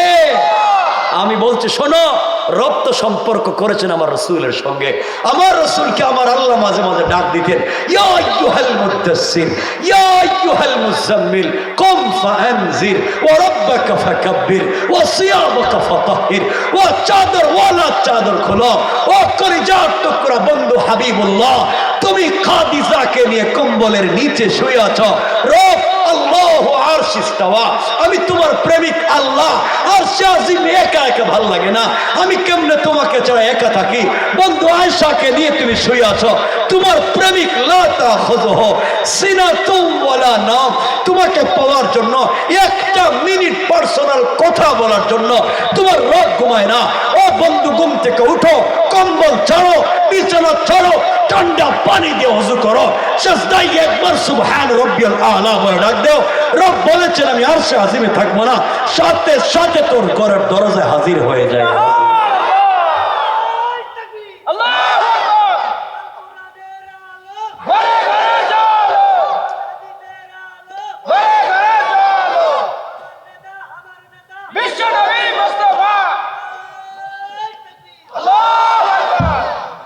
সম্পর্ক তো ওখানে করবা। রব কি বলছেন জানেননি? রব বলছেন শোনো, আমি জওয়ানদেরকে বলছি, ভাই তোদেরকে আবারও বলছি, আমি তো তোদের ভাষায় কথা বলছি, বুঝো আমার কথা। তুমি কি করেছো? জেনা করেছো, গুনাহ করেছো, ইয়াবা খেয়েছো, ফেন্সিডিল খেয়েছো, শয়তানি নাফরমানি বদমাইশি করেছো। ভয়ে এখন আল্লাহর কাছাকাছি যাও না। লজ্জা হয় নিজেকে খারাপ ভাবো, দৌড় সব ফালাইয়া দাও, যা হয়ে গেছে তো হয়ে গেছে। রব বলেছেন বান্দা শোন, তুই বড় অপরাধী হয়ে গেলে দেখবে মা বাপ তোকে ত্যায্য পুত্র করে দিতে পারে। আরো বড় অপরাধী হয়ে গেলে টিচার তার স্টুডেন্টদেরকে ক্লাসরুম থেকে বের করে দিতে পারে। অপরাধীকে কোন পীর তার খানকা থেকে মুরিদকে বের করে দিতে পারে। অপরাধীকে কোন নবী তার উম্মতকে বের করে দিতে পারে। বড় অপরাধীকে রাষ্ট্র তার নাগরিকত্ব কেটে দেশ থেকে বের করতে পারে। রব বলেছেন বান্দা, আমি রব তোকে নিজের হাত দিয়ে বানাইছি, আমার হাত দিয়ে তোকে বানাইছি। কারো প্রেম না থাকলে আমার তো আছে। রব বললাম তোকে শোন, আসমান জমিন ও গুনাহ নিয়া, পুরা দুনিয়া গুনাহ নিয়া, একটা বার যদি হায়াতে জিন্দগিতে আমাকে আল্লাহ বলে ডাক দেস, আমি কথা দিলাম তোর সব মাফ করে দিয়া জান্নাতের ওয়াদা দিতে 1 মিনিটও দেরি হবে না। কোরআনে কারীমের 19 নম্বর পারা 25 নম্বর সূরা সূরা আল ফুরকানের 65 নম্বর আয়াতে আল্লাহ তো এই কথাই বলেছেন। আমার আল্লাহ বললেন, ওয়াল্লাযীনা ইয়াকুলুনা রাব্বানা সরিফ আন্না আযাব জাহান্নাম ইন্না আযাবাহা কানা গারামা। আল্লাহ বলেছেন বান্দারে, সাকারাত শুরু হয়ে যাওয়ার আগে, গারগারা শুরু হয়ে যাওয়ার আগে, কবরে চলে যাওয়ার আগে, মালাকুল মউত পৌঁছে যাওয়ার আগে, আজরাইল চলে আসার আগে, আমার যেই বান্দা গোটা জিন্দেগির অপরাধের জন্য আমি আল্লাহর দরবারে হাত উঠাইয়া ক্ষমা চাইবে, আমি আল্লাহ কথা দিলাম বান্দা আমাকে ডাক দিতে দেরি হবে, আমি আল্লাহ তোমাকে মাফ করে দিতে দেরি হবে না। পড়েন সুবহানাল্লাহ, আল্লাহু আকবার বলেন। কষ্ট হচ্ছে আপনাদের? না। অসুবিধা হয়? না। আমার বন্ধুগণ, কথাগুলো দিল দিয়ে শুনেন কি বলতে চাই। বলেন। কি? আচ্ছা, ওটা পরে দেখবো। সুতরাং জোয়ান তোমাদেরকে বলছি, হইছেটা কি? তুমি টাকাওয়ালা হতে চাও, সম্পদশালী হতে চাও, পৃথিবীতে একটা স্মার্ট বিয়ে করতে চাও, তুমি আমেরিকা ইউরোপ যেতে চাও, বোয়া তুমি যা চিন্তা করতেছো, শোনো জোয়ান তোমাকে বলছি, তোমার পাসপোর্ট স্পাউস ভিসা, তুমি কানাডা চলে যাচ্ছ ফ্যামিলি নিয়ে, তুমি ওয়ার্ক পারমিটে আমেরিকা চলে যাচ্ছ, স্টুডেন্ট ভিসা ইংল্যান্ডে চলে যাচ্ছ। আরে সব বাদ দাও, তুমি জানো না তুমি চিন্তা করতেছ চলে যাবে, তুমি হয়তো সব চিন্তা করে পাসপোর্ট বালিশের নিচে রাইকা রাত্রবেলা ঘুমাইছো, সবার কাছ থেকে বিদায় নিয়েছো, আগে লাগেজ ব্যাগেজ ঠিক করেছো, আগামী কালকে ফ্লাইট বুকা, তুমি জানোই না হতে পারে তোমার বালিশের নিচে আজরাইল বসা। আজরাইল আল্লাহকে বলছে, আল্লাহ আমসিক আও আত্রুক, ওরে ছাইড়া দিব না ধর্ম। ও বলতেছে সব তার, ও নাকি ফ্রিডম কান্ট্রিতে চলে যাচ্ছে, লাইফ স্পেন্ড করবে, সে এনজয় করবে বিউটিফুল লাইফ, সে তো চলে যাচ্ছে। রব তুমি বলো না ওকে যাইতে দিব নাকি আটকায় দিব। আল্লাহ সবার কাছ থেকে বিদায় নিছে, একটা বারও তোমার কথা স্মরণ করে নাই। রব বলছেন ঘুমে তো আছে, একটা থাপ্পড় দে, দিছে একটা থাপড়া, দেখা যায় বডি ঘামতেছে, ডাক্তার পরীক্ষা করে দেখে হার্ট অ্যাটাক। নাই না আছে? আছে না নাই? দুনিয়া তো দুনিয়া। এজন্য যুবক, শেষ দিকে তোমাদেরকে যে কথাগুলো বলতে চাই সব ভুলে যাও। আমি আজকে তোমাদেরকে বিষয়টাই হচ্ছে ওই যে এখানে দেখলাম, বিষয়টাই হচ্ছে এখন সালাতুল হাজতের গুরুত্ব। শোনো, তোমাদেরকে শেষ যে কথার দিকে নিয়ে আসতেছি, জীবনে টাকাওয়ালা হতে চায় না এমন কেউ আছে? কথা বলে না। জীবনে তার দোয়া কবুল হোক না এমন কেউ আছে? জীবনে সারা দুনিয়া চায় এমন লোক নাই?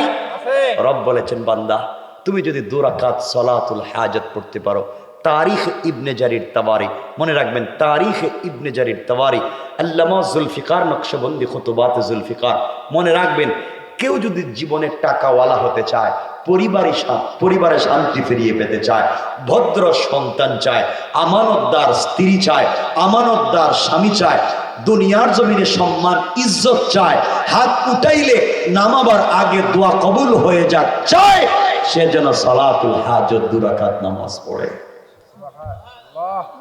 সুবহানাল্লাহ বললেন না? বিশ্বাস হয় না আপনাদের? 2 রাকাত নামাজ নবীজি বলেছেন, এ 2 রাকাত সালাত পড়ে সালাম ফিরাবার আগে বান্দার দোয়া কবুল হয়ে যায়। সবাই বললেন না? নামাজের নিয়মটা আমি আলোচনা শেষ করে বলে দেব, কেমনে পড়বেন আপনারা, কেমনে নামাজটা পড়বেন।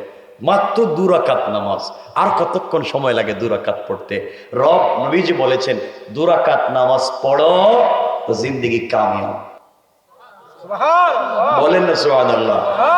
আমি কি বলবো সালাতুল হাজতটা বলে দিব? কিন্তু আপনাদের অবস্থা, বসবেন না কয়েক মিনিট ইনশাআল্লাহ? আমার মুসলমান বন্ধুগণ, গভীর মনোযোগ। এই দুনিয়ার জমিনে একজন বড় বুজুর্গ আল্লাহর ওলি ছিলেন, যার নাম হাকিম লুকমান আলেম। তিনি কোনো নবী ছিলেন না, রাসূল ছিলেন না, পয়গম্বর ছিলেন না। আল্লাহকে এতটুকুন চিনতে পেরেছেন, জানতে পেরেছেন, রব তার উপরে সন্তুষ্ট হয়, তার নামে কোরআনে সূরা নাজিল করে তার কথাগুলোকে আয়াত বানায়া আমার আল্লাহ কোরআন নাজিল করেছেন। কাল সুবহানাল্লাহ। সুন্দর কোন মানুষ ছিলেন না, ইথিওপিয়ার মানুষের চাইতে কালো ছিলেন, খাটো মানুষ ছিলেন, বেটে মানুষ ছিলেন, পাও রেল লাইনের মতো কাটা কাটা ছিল, ঠোঁট মোটা ছিল, চোখ ছোট ছিল, দেখতে কালো ছিলেন। এতগুলা জিনিস তার ভিতরে থাকবার পরেও তিনি ছাগল রাখালি করতেন। এত কিছুর পরেও আল্লাহর এত কাছাকাছি যে আমলের কারণে পৌঁছে গেলেন, যার কারণে তিনি পৌঁছে গেলেন। আল্লাহ রাব্বুল ইজ্জত ওয়াল জালাল বলেছেন, বান্দারে তুমি আমার জন্য নামাজের সিজদায় পড়ে যাও, আমি আল্লাহ তোমার জন্য সব দরজা খুলে দেব। কোন সুবহানাল্লাহ। এই কথা আমার তেলাওয়াতকৃত আলোচনায় আল্লাহ বললেন, ওয়াল্লাযীনা ইয়াবিতুনা লিরাব্বিহিম সুজদান ওয়া কিয়ামা। আল্লাহ বলেছেন, বান্দারে বিপদে পড়ে যাওয়ার আগে, বিপদে পড়ে গেলে, ঝামেলায় পড়ে গেলে, আমার বান্দা যখন আমার কদমে সিজদায় পড়ে যায়, আমার জন্য রুকু করে, আমার জন্য সিজদা করে, আমার জন্য দাঁড়ায়, আমি আল্লাহ কথা দিলাম, বান্দা যখন আমার জন্য সিজদা করবে, আমি আল্লাহ বান্দার সবগুলা বিপদ মুক্ত করে বারাকার দরজা খুলে দিই। কোন সুবহানাল্লাহ। আল্লাহর গোলাম দাবি করলে সিজদা দিতে হবে কার পায়ে? কথা বলেন না কেন? সুতরাং আল্লাহ পা ছাড়া যারা পীরের পায়ে সিজদা করে, মাজারে মাজারে গিয়ে সিজদা করে, আল্লাহর কসম তারা কোনদিন আল্লাহর গোলাম হতে পারে না। কোন ঠিক কিনা? আসেনি এগুলা? পীরের পায়ে সিজদা দে, মাজারে যায়, বাচ্চা হইতেছে না, 20 বছর বিয়ে রয়েছে, স্বামী বউরে নিয়ে জায়গা শাহজালালের মাজারে। কথা কন না কেন? শাহজালালের মাজার বললাম কি, কবরস্থান, গোরস্থান। আমারও, যদিও আমি ঢাকা শহরে বড় হয়েছি, আমার কলিজার সাথে যে মাটির সম্পর্ক সেটা হচ্ছে সিলেট শহর। আমার জন্ম, আমার বেড়ে ওঠা, আমার বাড়ি সিলেট শহরে। তো আমি তো দেখি আমার ঘরের সামনে দিয়েই তো মাজারে গিয়েই তো আমাকে একটা বাচ্চা, তো তোমার কপালে ঠাডা পড়ো, ওটা শাহজালালের কাছে বাচ্চা তো হন, তো বিয়েও করে নাই। শাহজালাল কি বিয়ে করছে? কথা কয় না কেন? আর যেখানে মরা মানুষের কাছে বাচ্চা চাও, নিজের স্বামী তো জিন্দা আছে, জিন্দা স্বামী রেখা মরা মানুষের কাছে বাচ্চা চাও, বাচ্চা দিতে পারবেন কে? আওয়াজ করে বলেন কে? মনে থাকবে ইনশাআল্লাহ। দেখেন হাকিম লোকমান, আমার কথা মনে কষ্ট পাচ্ছেন আপনারা? কষ্ট পাওয়ার জন্য বলছি না আমার বন্ধুগণ। যাই হোক, হাকিম লোকমান খুব মনোযোগ দিয়ে শুনেন কি বলতে চাই। সলাতুল হাজতের কথা বলছি। হাকিম লোকমান সন্তানদেরকে বসালেন, ওয়াজ করতেছেন, বাবা নামাজ পড়বা, ইবাদত করবা, আল্লাহর হুকুম মানবা, সব। আমি ওসিয়ত গুলো বলবো না, যেটা আমার আলোচ্য বিষয় না। এক সন্তান দাঁড়িয়ে গিয়েছে, আব্বা আমার কথা আছে, কি? সব মানি, কিন্তু আমি ব্যবসা করা লাগবে। কি করব? ব্যবসা করব। আমাকে টাকা দেন, আমি হালাল বিজনেস করব, সমাজের মানুষকে হালাল বিজনেসের পদ্ধতি দেখাবো। হাকিম লোকমান বলেন, বাবারে ব্যবসা করার মতো টাকা আমার কাছে নেই, আমি তোমাকে টাকা দিতে পারবো না, বাবা তুমি ম্যানেজ করে দাও, আমি ব্যবসা করব। এবার হাকিম লোকমান বললেন, সন্তান আমার, তোমাকে দেওয়ার মতো টাকা আমার কাছে নাই, কিন্তু বাবারে আমার এক বন্ধু আছে, বন্ধুর কাছে আমি 4000 দিনার 4000 দিরহাম পাই, বন্ধুর কাছে আমি 4000 টাকা পাই। দীর্ঘদিন আগে আমার কাছ থেকে ঋণ নিয়েছে, ঋণ আমাকে দেয় না। তুমি যদি বন্ধুর কাছে গিয়ে ওই টাকা নিয়ে আসতে পারো তাহলে বিজনেস করতে পারবে, আমার আপত্তি নাই। কিন্তু বাবা আমি তোমাকে বন্ধুর কাছে পাঠাতে চাইবো না, কারণ বন্ধুর কাছে যেতে গেলে ঘর থেকে বের হলে তুমি মরে যেতে পারো, ফিরে নাও আসতে পারো, বড় বিপদ হতে পারে। সন্তান বলছে, আব্বাজান কেমন বিপদ হতে পারে আমি জানতে চাই। হাকিম লোকমান বললেন, বাবা ঘর থেকে বের হওয়ার পরে দীর্ঘ পথ চলবার পরে সামনে গেলে বিশাল বড় মরুভূমি পাইবা, মরুভূমিতে গেলে তুমি মরে যাইতে পারো, ওখানে গেলে নিশ্চয় তুমি মরে যাবা, বেঁচে গেলে সামনে আরো কঠিন কঠিন বিপদ হবে। এই জন্যে তোমাকে টাকা আনতে দিতে পারি না। কয়েকশো মাইল দূরে আমার বন্ধু সাগরের চরে দুতলা বাড়ি, কাঠের বাড়ি বানিয়ে দুতলায় থাকে, তার কাছে গেলে টাকা আনতে হবে, কিন্তু তার বাড়িতে গেলে টাকা তোমাকে দিবে না, এক রাত্র থাকতে হবে। যে ব্যক্তি এক রাত্র আমার বন্ধুর বাড়িতে থাকে সকালবেলা লাশ হয়ে যায়, মরে যায়, এই জন্য কাউকে সে ঋণ দেয় না, আমি তোমাকে পাঠাতে চাই না। সন্তান ডাক দিয়ে বলছে, আব্বাজান আপনি তো এত বড় বুজুর্গ আল্লাহর ওলি, কোন জায়গা থেকে আল্লাহ আপনাকে উঠাইয়া এত সম্মান দিয়েছে? আব্বাজান আপনার কাছে কি এমন কোন ফর্মুলা জানা নাই, এমন কোন আমল কি জানা নাই, আমল করে ঘর থেকে বের হয়ে গেলে বিপদ মুক্ত থাকা যায়? এবার হাকিম লোকমান সন্তানের হাত ধরে কপালে চুম্বন দিয়ে বলেন, আব্বাজান তুমি যদি ঘর থেকে বের হয়ে যাওয়ার সময় 2 রাকাত সালাতুল হাজত পড়ে বের হয়ে যাও, আমার বিশ্বাস যত বিপদ হোক না কেন সকল বিপদ থেকে আল্লাহ তোমাকে বাঁচাইয়া দিবে। কোন সুবহানাল্লাহ। এবার সন্তান বলছে, আব্বাজান আমাকে বুঝাইয়া দেন কি হবে? হাকিম লোকমান বলছেন, বাবা আমার ঘর থেকে তুমি যখন বের হয়ে যাইবা টাকা আনার জন্যে, রেডি হওয়ার পরে ব্যাগের ভিতরে বোতল নিবা, পানির বোতল নিবা, পানি নিয়ে ঘর থেকে বের হওয়া পর্যাপ্ত পরিমাণ খাবার নিবা। ঘর থেকে বের হয়ে সফর যখন শুরু করবা, দীর্ঘ পথ যাওয়ার পরে দেখবা বিশাল বড় মরুভূমি, হাজার হাজার মাইল মনে হয় শুধু মরুভূমি আর মরুভূমি, গাছ নাই, পাতা নাই, লতা নাই।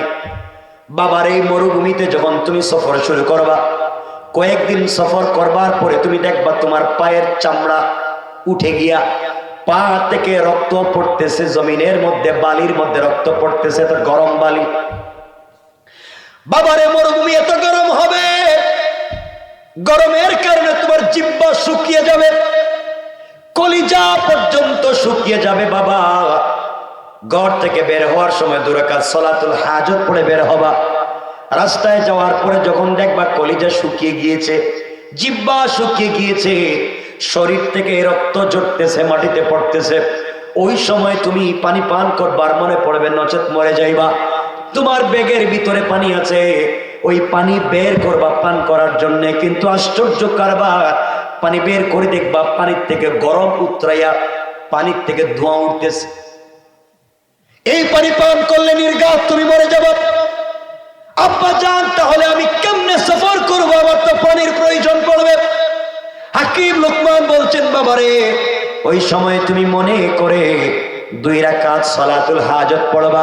সালাতুল হাজত পড়ে তুমি যখন ডান দিকে সালাম ফিরাবা, সালাম ফিরাইয়া আল্লাহর কাছে বলবা, আল্লাহ তাআলা বিপদে আমি পড়ে গিয়েছি, আমি তো 2 রাকাত সালাতুল হাজত পড়লাম, যে মরুভূমিতে গাছ নাই, পাতা নাই, লতা নাই। সালাম ফিরাইয়া দেখবা ডান দিকে সুন্দর একটা মনোরম বাগান দেখা যায়। আল্লাহু আকবার বলেন না। আব্বা জান, তুমি এই বাগানের ভিতরে প্রবেশ করবা। বাগানের ভিতরে যাওয়ার পরে বাগানের ভিতরে বিষাক্ত সাপ, ভাল্লুক, হিংস্র বাঘ তোমাকে খেয়ে ফেলবার জন্য আসবে। ওই সময় আবার তুমি 2 রাকাত সালাতুল হাজত পড়বা। তুমি যখন সালাম ফিরে দিবা, আমার মন বলছে ওই বিষাক্ত প্রাণী তোমাকে আঘাত করবে না, বরং যতক্ষণ তুমি বাগানের ভিতরে থাকবে ততক্ষণ পর্যন্ত দাঁড়াইয়া দাঁড়াইয়া তারা পাহারাদারি করবে। কোন সুবহানাল্লাহ। আব্বা জানের পরে কি? এবার হাকিম লোকমান বলছেন, বাবারে তোমার তো পানির প্রয়োজন আছে, পান করা লাগবে। আবার তুমি 2 রাকাত সালাতুল হাজত পড়বা, সালাম ফিরাইয়া দিবা, আল্লাহর কাছে পানির জন্য চাইবা। হঠাৎ করে তাকাইয়া দেখবা বাগানের মধ্যখানে 2টা পাথরের চিপার থেকে ঠান্ডা পানি ঝর্ণার মতো গড়াইয়া পড়ে যায়। বাবারে ইচ্ছা মতো তুমি তোমার স্বাদ মিটাইয়া পানি পান করবা। ব্যাগের ভিতরে বোতল থেকে গরম পানি ফেলে দিয়া ঠান্ডা পানি নিবা। ও বাবা, দীর্ঘক্ষণ থাকবা না, জঙ্গল থেকে বাগান থেকে বের হয়ে যাবা। সন্তান ডাক দিয়ে বলছে, আব্বা জান, দীর্ঘদিন সফর করবার কারণে, ক্লান্ত থাকবার কারণে আমি যখন পেট ভরে ঠান্ডা পানি পান করব, ঠান্ডা পানি পান করবার পরে ক্লান্তি আসবে, নিদ্রা যাইতে মন চাইবে। আসবে কি আসবে না? নিদ্রা যাইতে মন চাইবে, আমার তো ক্লান্তি আসবে। আব্বা জান, আমি তো ঘুমাতে হবে, এত লম্বা সময় সফরে কেমনে থাকবো? হাকিম লোকমান বললেন, বাবারে আমিও তো বুঝি তুমি তো ঘুমাতে হবে, কিন্তু খবরদার জঙ্গলের ভিতরে ঘুমাবা না, ঘুমালেই তুমি মরে যাইবা। আব্বা জান, আমাকে কি করা লাগবে? হাকিম লোকমান বললেন, বের হয়ে যাবা। আবার তুমি 2 রাকাত সালাতুল হাজত পড়বা, বাম দিকে সালাম ফিরাইয়া দিবা। সালাম ফিরাইয়া দেখবা যে বিশাল মরুভূমিতে গাছ নাই, পাতা নাই, কিছুই নাই। হঠাৎ করে তুমি তাকাইয়া দেখবা বট গাছের মতো বিশাল একটা গাছ দেখা যায়, নিচে ছায়া পড়েছে। খবরদার বাবা, তোমার মন চাইবে গাছের গোড়ায় বিশ্রাম নেওয়ার জন্য, কিন্তু যাইও না, গাছের গোড়ায় বিশ্রাম নিতে যাইও না। তুমি যদি গাছের গোড়ায় বিশ্রাম নিতে যাও, আমার মন বলছে তুমি নির্ঘাত মরে যাইবা, বাঁচবা না। আব্বা জান, আমার তো মন চাইবে। হাকিম লোকমান বলছেন, বাবা আবার তুমি 2 রাকাত সালাতুল হাজত পড়বা, এরপরে সালাম ফিরাইয়া দিবা। সালাম ফিরানোর উপরে তুমি তাকাইয়া দেখবা ওই গাছের গোড়ার মধ্যে সুন্দর লেবাস, মুখের মধ্যে দাড়ি, একজন মুরব্বী বসে বসে আল্লাহর নামে তাসবিহ পড়ে যায়। কোন সুবহানাল্লাহ। বাবার এই মুরব্বীর কাছাকাছি যাইবা। এই মুরব্বীর কাছে যাওয়ার পরে মুরব্বী যদি তোমাকে ডাক দিয়া বলে, হাকিম লোকমানের ছেলে আমার কাছে আসো, আমার নাম বলে যদি তোমাকে ডাক দেয়, তুমি ভয়ের কোনো কারণ নাই, বুঝতে পারবা কোনো সমস্যা নাই। ডাক দিলে তুমি তার কাছে যাইও। বাবারে সে যদি ঘুমাতে বলে তুমি ঘুমিয়ে যাইও, খবরদার। সে যদি বলে তার রানের উপরে মাথা রেখে তোমাকে ঘুমিয়ে যেতে, তাইলে ঘুমিয়ে যাইবা। রানের উপরে মাথা রেখে যদি ঘুমাতে না বলে, খবরদার তুমি ঘুমাবা না। নির্ঘাত ঘুমিয়ে গেলে আর উঠতে পারবা না, মরে যাইবা। বাবারে তুমি ওই বিপদ থেকে যদি বেঁচে যাও, টাকা আনার জন্য সামনে গেলে আরো বড় বড় বিপদের সম্মুখীন হবা। ওই বিপদ থেকে বাঁচবার কোনো সম্ভাবনা নাই। বাবারে ওই সময় যদি সফর করো, চেষ্টা করবা ওই মুরব্বীকে সাথে করে সফর করবা। একা একা যাইও না, একজন সফর সঙ্গী নিয়ে সামনের পথে পাড়ি দিবা। কারণ এখনকার চাইতে সামনে আরো ভয়ঙ্কর বিপদ আছে। হাকিম লোকমানের ছেলে বলছেন, আব্বা জান আর কি বিপদ হতে পারে আমাকে বলে দেন। এবার হাকিম লোকমান বলছেন, বাবারে সামনে গেলে দীর্ঘদিন সফর করলে একটা গ্রাম পাইবা, শহর পাইবা। ওই শহরে গেলে আমার পরিচয় দিবা, আমার নাম বলবা, আমি হাকিম লোকমানের ছেলে। এই কথা বললে মানুষ তোমাকে আদর করবে, আপ্যায়ন করবে, ভালোবাসবে, হাদিয়া দিবে, তোফা দিবে, তোমাকে মেহমানদারি করাবে। কিন্তু বাবারে মেহমানদারের পিছনে পড়ে খবরদার 3 দিনের উপরে তুমি থাকবা না। 4 নাম্বার দিন সকাল হতে দিবা না। বাবারে আমার ভয় হয় 4 নাম্বার দিন যদি সকাল হয়ে যায়, আমার ভয় হচ্ছে তুমি হয়তো বাঁচবা না, মরে যাইবা। আব্বা জানে তো ভয় দেখান কেন, কি হবে?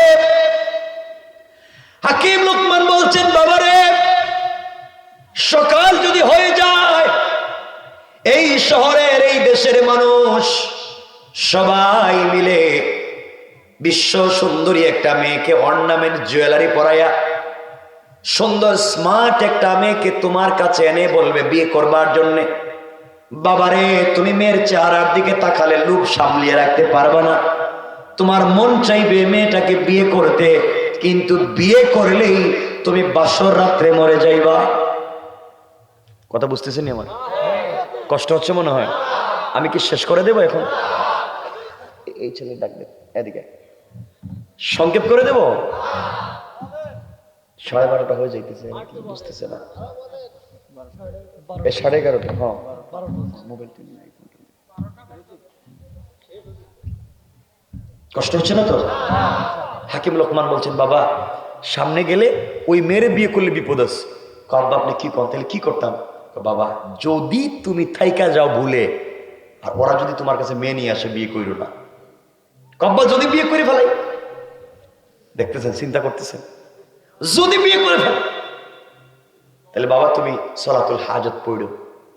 আর এই যে মুরব্বী, এই মুরব্বীর পরামর্শ মেনে বাকি রাস্তা চইল। আমার মন বলছে মুরব্বীর পরামর্শ থাকলে তোমার বিপদ হবে না। সুবহানাল্লাহ বললেন না? আল্লাহু আকবার বলেন না? কাব্বা ঠিক আছে। এবার হাকিম লোকমান বললেন, বাবারে এবার যদি তুমি বেঁচে যাও, ওখান থেকে দীর্ঘ পথ চলবার পরে নদী পাইবা, সাগর পাইবা। সাগরের পারে 2 তলা বাড়ির 2 তলায় আমার বন্ধু থাকে। তার কাছে গিয়ে বলবা তোমাকে টাকা দেওয়ার জন্য, কিন্তু টাকা দিবে না। বলবে টাকা নিতে হলে ওখানে 1 রাত্র থাকা লাগে। কিন্তু বাবারে আমার মন বলছে তুমি রাত্রবেলা থাকলেই মরে যাইবা। কিন্তু এই মুরব্বীর পরামর্শ নিয়ে যদি তুমি 2 রাকাত সালাতুল হাজত পড়ো, আমার মন বলছে তোমার কিছু হবে না। পড়েন সুবহানাল্লাহ।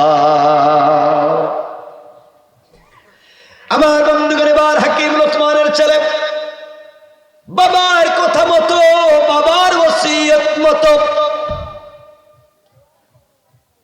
ঘর থেকে তিনি বের হলেন, সালাতুল হাজত পড়লেন। আর চিন্তা করলেন, বাবা এত কথা বলছে, হতেও পারে নাও হতে পারে। বাবা বলছে হতেও পারে নাও হতে পারে। এই চিন্তা করে হাকিম লোকমানের ছেলে বোতলে পানি নিলেন, ঘর থেকে সফর শুরু করলেন। সালাতুল হাজত পড়ে বের হলেন। দীর্ঘ পথ চলবার পরে সত্যি দেখা যায় বিশাল বড় একটা মরুভূমি। চলতে লাগলেন। দীর্ঘ পথ চলবার পরে তিনি তাকাইয়া দেখেন পায়ের চামড়া থেকে রক্ত ফুটে জমিনে পড়তেছে। জিহ্বা শুকিয়ে গিয়েছে, কলিজা পর্যন্ত শুকিয়ে গিয়েছে, আর হাঁটতে পারতেছেন না। বাবার কথা মনে পড়েছে। বাবা বলেছেন ব্যাগের ভিতরে পানি পান করতে হবে। হাকিম লোকমানের ছেলে বোতল বের করেছেন পানি পান করবার জন্য। বের করে দেখেন পানিটা উতরাচ্ছে। কি করতেছে? উতরাচ্ছে, পানিটা উতরায়, দোয়া বের হচ্ছে। হাকিম লোকমানের ছেলে আশ্চর্য হয়ে চোখের পানি ছেড়ে দিলেন। আব্বা বলেছে 2 রাকাত সালাতুল হাজত পড়তে হবে। হাকিম লোকমানের ছেলে সালাতুল হাজতের সিজদায় গিয়ে বলছেন, আল্লাহ তাআলা, আমি গুনাহগার, তুমি আজিজুল গফফার, তুমি মাবুদে মেহেরবান। আয় আল্লাহ, তুমি আমার কথাগুলাকে মেনে নাও। আমি বিপদে পড়ে গিয়েছি, আমি বিপদে পড়ে গিয়েছি। এমন সময় হাকিম লোকমানের ছেলে নামাজ শেষ করে ডান দিকে সালাম ফিরিয়েছে। সালাম ফিরিয়ে দেখে বাবার কথা মতো হঠাৎ করে মরুভূমির মধ্যখানে সুন্দর একটা বাগান দেখা যায়। পড়েন সুবহানাল্লাহ। হাকিম লোকমানের ছেলে বাগানের ভিতরে ঢুকে গেলেন। কথাগুলো শুনেন কি বলতে চাই। ঢুকে দেখেন বিষাক্ত বিষাক্ত প্রাণী হিংস্র বাঘটাকে খেয়ে ফেলবার জন্য আসতেছে। এমন সময়ে তিনি আবার 2 রাকাত সালাতুল হাজত পড়লেন। তাকাইয়া দেখেন সবাই দাঁড়িয়ে গিয়েছে, কিন্তু পানি নেই। পানি কোথা থেকে পান করবেন? বাবার ওসিয়ত মতো আবার তিনি 2 রাকাত সালাতুল হাজত পড়লেন। পড়ার পরে তাকাইয়া দেখেন 2টা পাথরের চিপা থেকে ঝর্ণার মতো ঠান্ডা পানি গড়াইয়া পড়ে যায়। পড়েন সুবহানাল্লাহ। এবার হাকিম লোকমানের ছেলের বিশ্বাস জমে গেল। আল্লাহর প্রতি আগের চাইতে বিশ্বাস জমে গিয়েছে। বাবার কথার প্রতি বিশ্বাস জমে গিয়েছে। পানি পান করলেন, বোতলের ভিতরে পানি নিলেন। নিদ্রা পেয়েছে, ঘুমিয়ে পড়বেন। বাবা বলেছেন জঙ্গলে ঘুমানো যাবে না। বের হয়ে গেলেন। আবার তিনি 2 রাকাত সালাতুল হাজত পড়লেন। তাকাইয়া দেখেন বিশাল বড় মরুভূমির মধ্যখানে সুন্দর একটা বট গাছের মতো বড় গাছ দেখা যায়। নিচে সুন্দর ছায়া পড়েছে। মন চায় ঘুমিয়ে যেতে, কিন্তু বাবা বলেছেন ঘুমালে বিপদ আছে না নাই? কথা বলেন, ঘুমিয়ে গেলে বিপদ আছে। হঠাৎ তিনি আবার মনে পড়লো বাবা বলেছেন বিপদ হলে সালাতুল হাজত পড়তে হবে। তিনি 2 রাকাত সালাতুল হাজত পড়লেন। তাকাইয়া দেখেন বট গাছের নিচে একজন মুরব্বী বসা। কাছে যাওয়ার পরে মুরব্বী ডাক দিয়া বলছে, হাকিম লোকমানের ছেলেরে, তুমি কেন এখানে এসেছো? তিনি বুঝতে পারলেন বাবা তো বলেছেন না আমার নাম ধরে ডাকবে। কাছে গেলেন,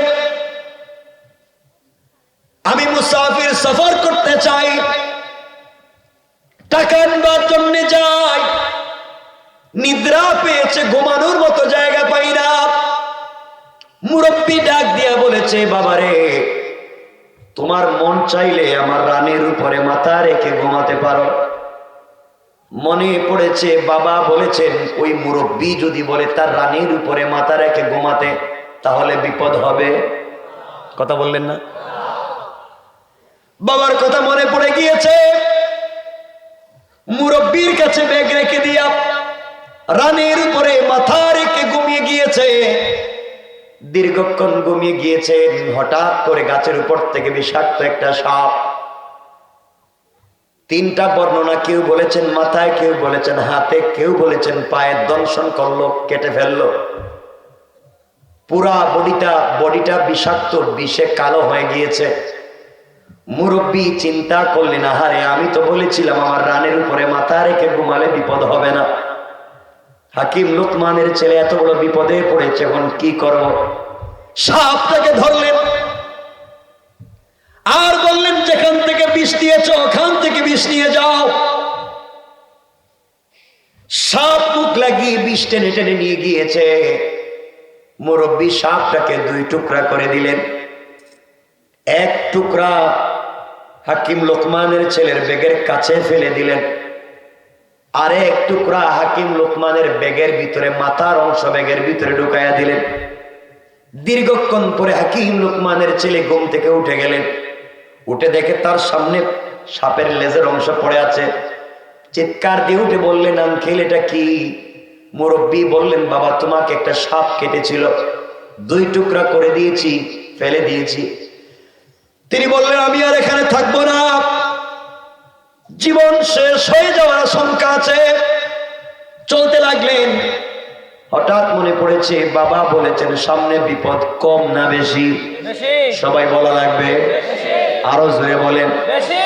বাপ বলেছেন সামনে বিপদ আরো বেশি, চলবার পথে যদি মুরব্বীকে নেওয়া যায় উপকার হবে। মুরব্বীকে ডাক দিয়া বলেন, আঙ্কেল আপনি আমার বাবাকে চিনেন, আমাকেও চিনেন, আপনি গাছের গোড়ায় বসে বসে কি করবেন? সুযোগ যদি থাকে, আপত্তি যদি না থাকে, আমার সঙ্গে আপনি সফরে চলেন, আপনাকে নিয়ে সফর করতে চাই। মুরব্বী বললেন, বাবা তুমি যদি আমাকে সঙ্গে নিয়ে যেতে চাও আমার আপত্তি নাই। দুজন সফর শুরু করলেন। দীর্ঘ পথ চলবার পরে সুন্দর একটা শহর পাইলেন, গ্রাম পাইলেন। গ্রামের ভিতরে পৌঁছে গেলেন, নিজের পরিচয় দিলেন, হাকিম লোকমানের ছেলে। সবাই তাকে আদর আপ্যায়ন করতে লাগলো, মেহমানদারি করতে লাগলো। এত কিছুর পিছনে পড়ে তিনি ভুলে গিয়েছেন, বাপ বলেছেন 3 দিনের উপরে থাকা যাবে না। 4 নাম্বার দিন সকাল হয়ে গিয়েছে। 4 নাম্বার দিন সকাল যখন হয়ে গেল, হঠাৎ করে তিনি দেখে এলাকার মানুষেরা মিলে, সকল মানুষ মিলে বিশ্ব সুন্দরী একটা অপরূপা সুরসী যুবতী মেয়েকে সুন্দর করে সাজিয়ে অলংকার জেওয়ার অর্নামেন্টস পরাইয়া মেয়েটাকে হাকিম লোকমানের ছেলের কাছে নিয়ে এসে বলছেন, বাবা তোমার বাবার সঙ্গে আমাদের এতদিনের সম্পর্ক ছিল, তুমি এই মেয়েটাকে বিয়ে করো, তোমার সঙ্গে আমাদের সম্পর্ক নবায়ন হবে। ছেলেটা মেয়ের চেহারার দিকে তাকিয়ে চোখ ফিরাতে পারেন না। এমন মেয়েকে আমি বিয়ে না করলেও পৃথিবীর কোন ছেলে বিয়ে করবে? এত সুন্দর মেয়ে কি পৃথিবীতে আছে? বিশ্ব সুন্দরী একটা মেয়ে। হাকিম লোকমানের ছেলে বিয়ে করতে মন চায়, বাবার কথা মনে পড়েছে। বাবা বলেছেন বিয়ে করলে বিপদ আছে না নাই? কথা কন না কেন? আপনাদের ঘুম পাইছে? একটু হাত দেখেন তো দেখি বাবা, কারা কারা ঘুমাইছে? ওরে আল্লাহ, হাত উঠিয়ে ঘুমায় কেমনে? কোন দুনিয়া এলাম আজকে? এরা হাত উঠে ওকে ঘুমায়। ঘুমাইতেছেন? বলেন না।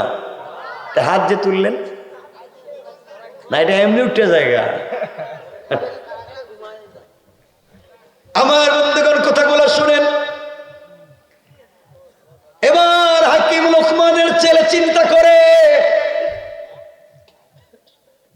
এই মেয়েকে আমি যদি বিয়ে না করি পৃথিবীর যে কোনো ছেলে বিয়ে করবে।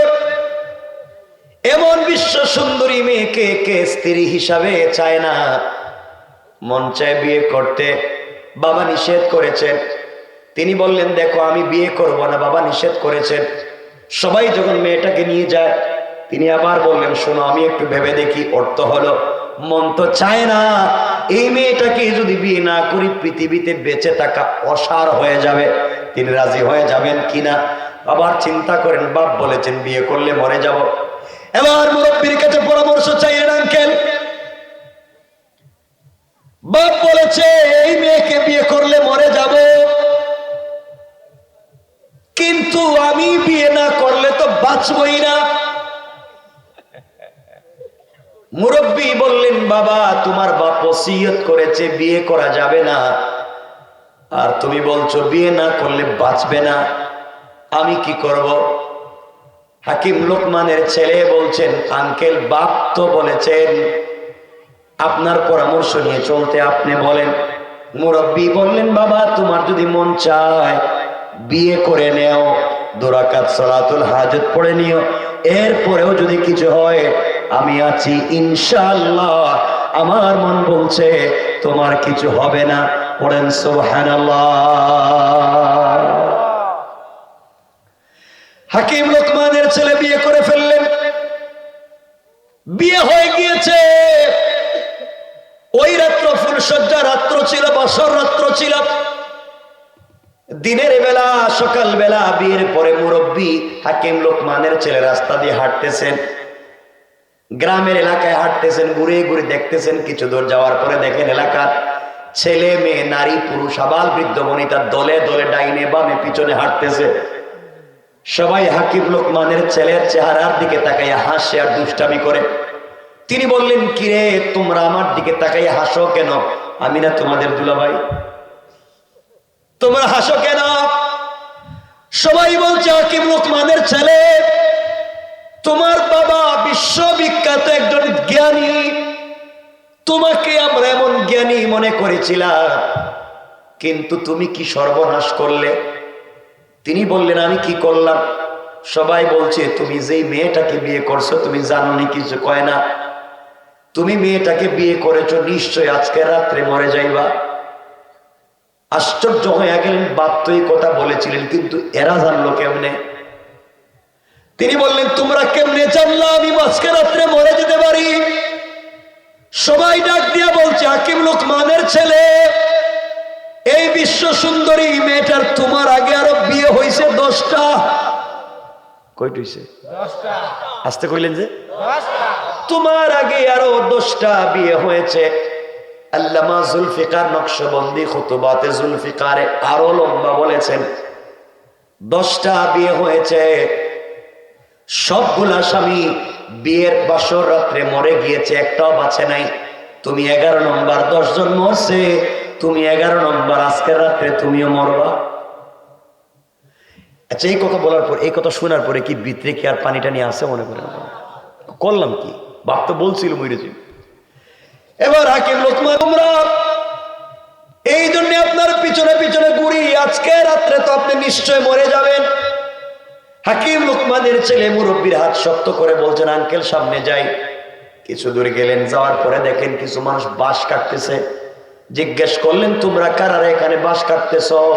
কয়, আপনার গুরুস্থানের বাঁশ। কয়, আমার গুরুস্থানের বাঁশ? আমি জিন্দা, তোমরা দেখি আমার গুরুস্থানের বাঁশ কাটো?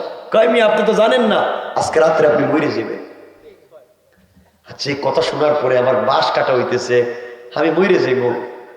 কোন এই মানুষটার ভিতরে কি চলতেছে? আরো কিছু দূর যেতে লাগলেন। কিছু দূর যাওয়ার পরে দেখেন মানুষেরা সুন্দর সাদা কাপড় দৌত করতেছে। জিজ্ঞাসা করলেন, কিরে তোমরা কি এর কাপড় দাও? আপনার কাফনের কাপড়। তিনি বললেন, ব্যাপারটা কি? আমি তো কিছুই বুঝি না। আরো কিছু দূর গেলেন, যাওয়ার পরে দেখলেন খুন্তি কোদাল নিয়ে কিছু লোক দাঁড়ায় আছে। কি রে তোমরা এখানে কি করো? আমরা ডুব গুরুস্থানে কবর খনন করব। কার খনন? আপনার। আচ্ছা, এই মানুষটাকে বাইসের হয়েছে মনে করেন। এবার মুরব্বীরে জোড়ায় বলছে, আঙ্কেল পায়ে ধরি বাঁচান, বউরও দরকার নাই, টাকারও দরকার নাই। কি বিপদে পড়ছি, বাপ বলছিল, শুনলাম না কেন? চলে আমরা দুজন গ্রাম ছেড়ে পলায়ন করি। গ্রাম থেকে পলায়ন করতে সামনে যায়, গিয়ে দেখে পুরো এলাকার মানুষ লাঠি সোটা নিয়ে দাঁড়ায় আছে। কয়, আপনারা দাঁড়ায় আছেন কেন? ভাগতে দিতাম না। চিন্তা করছেন ব্যাপারটা? শুনতেছেন আপনারা? শুধু আপনাদের এই অবস্থার কারণে এই ঘটনা নিয়ে আসছে। আমার বন্ধুগণ, এবার কথাগুলো মনোযোগ দিয়ে শুনেন। মুরব্বী বলছেন, বাবা যা হওয়ার তো হয়ে গিয়েছে, এবার আল্লাহর কাছে চাও, সালাতুল হাজত পড়ো, আল্লাহ চাইলে তোমাকে বাঁচাইয়া দিবে। রাত্র যখন হয়েছে, মেয়েটাকে সুন্দর করে সাজাইয়া ফুলসজ্জার রাতের জন্য বা রাত্রের জন্য রেডি করে রুমে পাঠিয়ে দেওয়া হয়েছে। যুবককে বলা হয়েছে, যুবক যাও। যুবক এবার মুরব্বীর হাতে ধরে বলে, আঙ্কেল আপনার পায়ে ধরি, হাতে ধরি, আপনি আমার সাথে আসেন। কেন আমি এখানে গেলে মাইরে ফেলাইতে পারে। মুরব্বী বললেন, বাবা তুমি যাও, বিয়ে করছো তুমি। হাকিম লোকমানের ছেলে বলছেন, আঙ্কেল আমি যদি মরে যাই, বাবার কাছে খবর পর্যন্ত কেউ দিবে না। এবার মুরব্বী বলছেন, বাবারে তুমি যাও, যাওয়ার সময় 2 রাকাত সালাতুল হাজত পড়ে যাও। ঘরের ভিতরে যাওয়ার পরে স্ত্রী তোমার সঙ্গে মেলামেশা করতে চাইবে, খবরদার রাজি হইও না। তুমি শুধু বলবো, আজকের রাত্র তুমি আমাকে চিনো, আমি তোমাকে চিনি, চিনা জানার মধ্য দিয়ে রাত্র কাটাইয়া দে। এইভাবে 1-2 ঘন্টা কাটাইয়া দিবা। আমি যা বলছি তুমি যা শোনো। এরপরে তুমি স্ত্রীকে বলবা, স্ত্রী আমার পেটে ব্যথা হচ্ছে, আমি ওয়াশরুমে যাব, টয়লেটে যাব, অজু স্টেঞ্জারের প্রয়োজনে বাহিরে যাব, পানি দাও, লুটা দেও, বদনা দেও। বদনাই তখন আপনারা, আমি একটু বাথরুমে যাব। এই কথা বলে স্ত্রীর কাছ থেকে একটা বদনা নিয়ে দৌড়ে আমার কাছে আসবা। হুজুরের ভিতরে যদি মায়ের শুরু করে দেয়। মুরব্বী বললেন, বাবা আমি বলছি তুমি সালাতুল হাজত পড়ে যাও, আমার মন বলছে আল্লাহ তোমাকে বাঁচাইয়া দিবে। মনোযোগ দিয়ে শোনেন। তিনি ঘরের ভিতরে পৌঁছলেন, মনে মনে তো বড় খতমের দোয়া পড়তেছে। ঘরের ভিতরে ঢুকলেন, স্ত্রী তাকে মেলামেশার জন্য বলছে। তিনি বললেন, তুমি আমাকে চিনো, আমি তোমাকে চিনি, চিনা জানার মধ্য দিয়ে আজকে রাত্র কাটাইয়া দিই। 1-2 ঘন্টা গল্প করবার পরে হঠাৎ করে স্ত্রীকে বললেন, স্ত্রী আমার পেটে ব্যথা হচ্ছে, ওয়াশরুমে যাওয়া লাগবে, অজু স্টেঞ্জার প্রয়োজন আছে, লুটা দেও, বদনা দেও, পানির পাত্র দেও। পানির পাত্র দিয়েছে। দৌড়াইয়া এটা নিয়ে মুরব্বীর সামনে এসে বলছে, আঙ্কেল এটা রাখেন, আমি আর যাইতাম না। মুরব্বী বলছেন, বাবা যাও আগে অজু করে আসো। হাকিম লোকমানের ছেলে অজু করতে গেলেন। এদিকে মুরব্বী হাকিম লোকমানের ছেলের ব্যাগের ভিতরে অর্ধেক সাপ আসেনি, কথা কোন না, মনে আসেনি আপনাদের? অর্ধেক সাপ বের করেছেন, ওই বদনার ভিতরে দিয়া মুখটা লাগাইয়া দিয়েছেন। হাকিম লোকমানের ছেলে অজু করে আসলেন। আসার পরে মুরব্বী বলছেন, বাবা 2 রাকাত সালাতুল হাজত পড়ো, আর ওই বদনা নিয়ে আবার ঘরের ভিতরে যাও। হুজুর আবার কি আসার সম্ভাবনা আছে? তিনি বললেন, বাবা এবার ঘরের ভিতরে যাও। যাওয়ার পরে স্ত্রী তোমার সঙ্গে মেলামেশা করতে চাইবে, তুমি বলবো আমি রাজি। আমার একটা শর্ত আছে, শর্ত হলো স্ত্রী তুমি যদি ওই বদনার ভিতরে প্রস্রাব করো, প্রস্রাব করলে আমার কথা মানলে আমি তোমার কথা মানবো। বাবারে যদি মেয়েটা প্রস্রাবে রাজি হয়ে যায়, বদনা নিয়ে আমার কাছে দৌড় দিয়া চলে আসবা, এরপরে যা করা লাগে আমি করে দেব। কোন সুবহানাল্লাহ। আল্লামা জুলফিকার নকশবন্দি বলেন, এমন সময় যুবকটা ঘরের ভিতরে প্রবেশ করল। স্ত্রীকে বুঝিয়ে বলেছে, স্ত্রী বলেছে, স্বামী আপনি বলেছেন আমি রাজি। স্ত্রী লম্বা কথা সংক্ষেপ করে বলি, বদনার ভিতরে প্রস্রাব করতে রাজি হয়েছে। তিনি বদনা নিয়ে এক দৌড়ে মুরব্বীর কাছে আনলেন, এনে বললেন, বাবা এখন আমাকে বাঁচান, আর কি আমাকে দৌড়াবেন, আজকে রাত্রে কি এইভাবে দৌড়াতে থাকবেন? তিনি বললেন, বদনা উল্টাও। হাকিম লোকমানের ছেলে পাত্র উল্টাইয়া দিলেন। কি আজীব কারবার, আশ্চর্য কারবার। উল্টাবার সাথে সাথে দেখেন বিষাক্ত একটা অর্ধেক সাপ বের হয়েছে, আরো কালো কালো বিষাক্ত ছোট ছোট 2টা সাপ বের হয়েছে। বলেন না সুবহানাল্লাহ।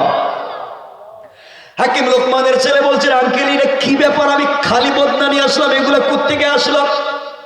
মুরব্বী বললেন, বাবারে তোমার ব্যাগের ভিতরে অর্ধেক সাপ ছিল, অর্ধেক আমি মেরে ফেলে দিয়েছিলাম গাছের গোড়ায়, অর্ধেক তোমার ব্যাগে রেখেছিলাম। ওই অর্ধেক সাপ তোমার বদনার ভিতরে দিয়েছিলাম তুমি যখন নিয়ে এসেছিলে। সাপ হচ্ছে বিষাক্ত একটা হিংসুটে প্রাণী, হিংসুক প্রাণী সাপ। যখন বদনার ভিতরে ওটা ছিল, আর তোমার স্ত্রী যখন রাজি হয়েছে ওখানে প্রস্রাব করবার জন্যে, তখন তোমার স্ত্রীর ভিতরে ভিন্ন একটা ঘটনা।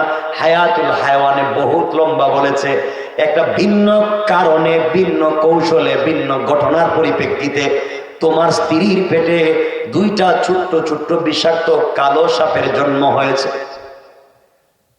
এই 2টা সাপ যখন দেখলো বদনার ভিতরে আরেকটা সাপ, হিংসার কারণে ওইটাকে মারতে চেয়েছে, বের হয়ে গিয়েছে।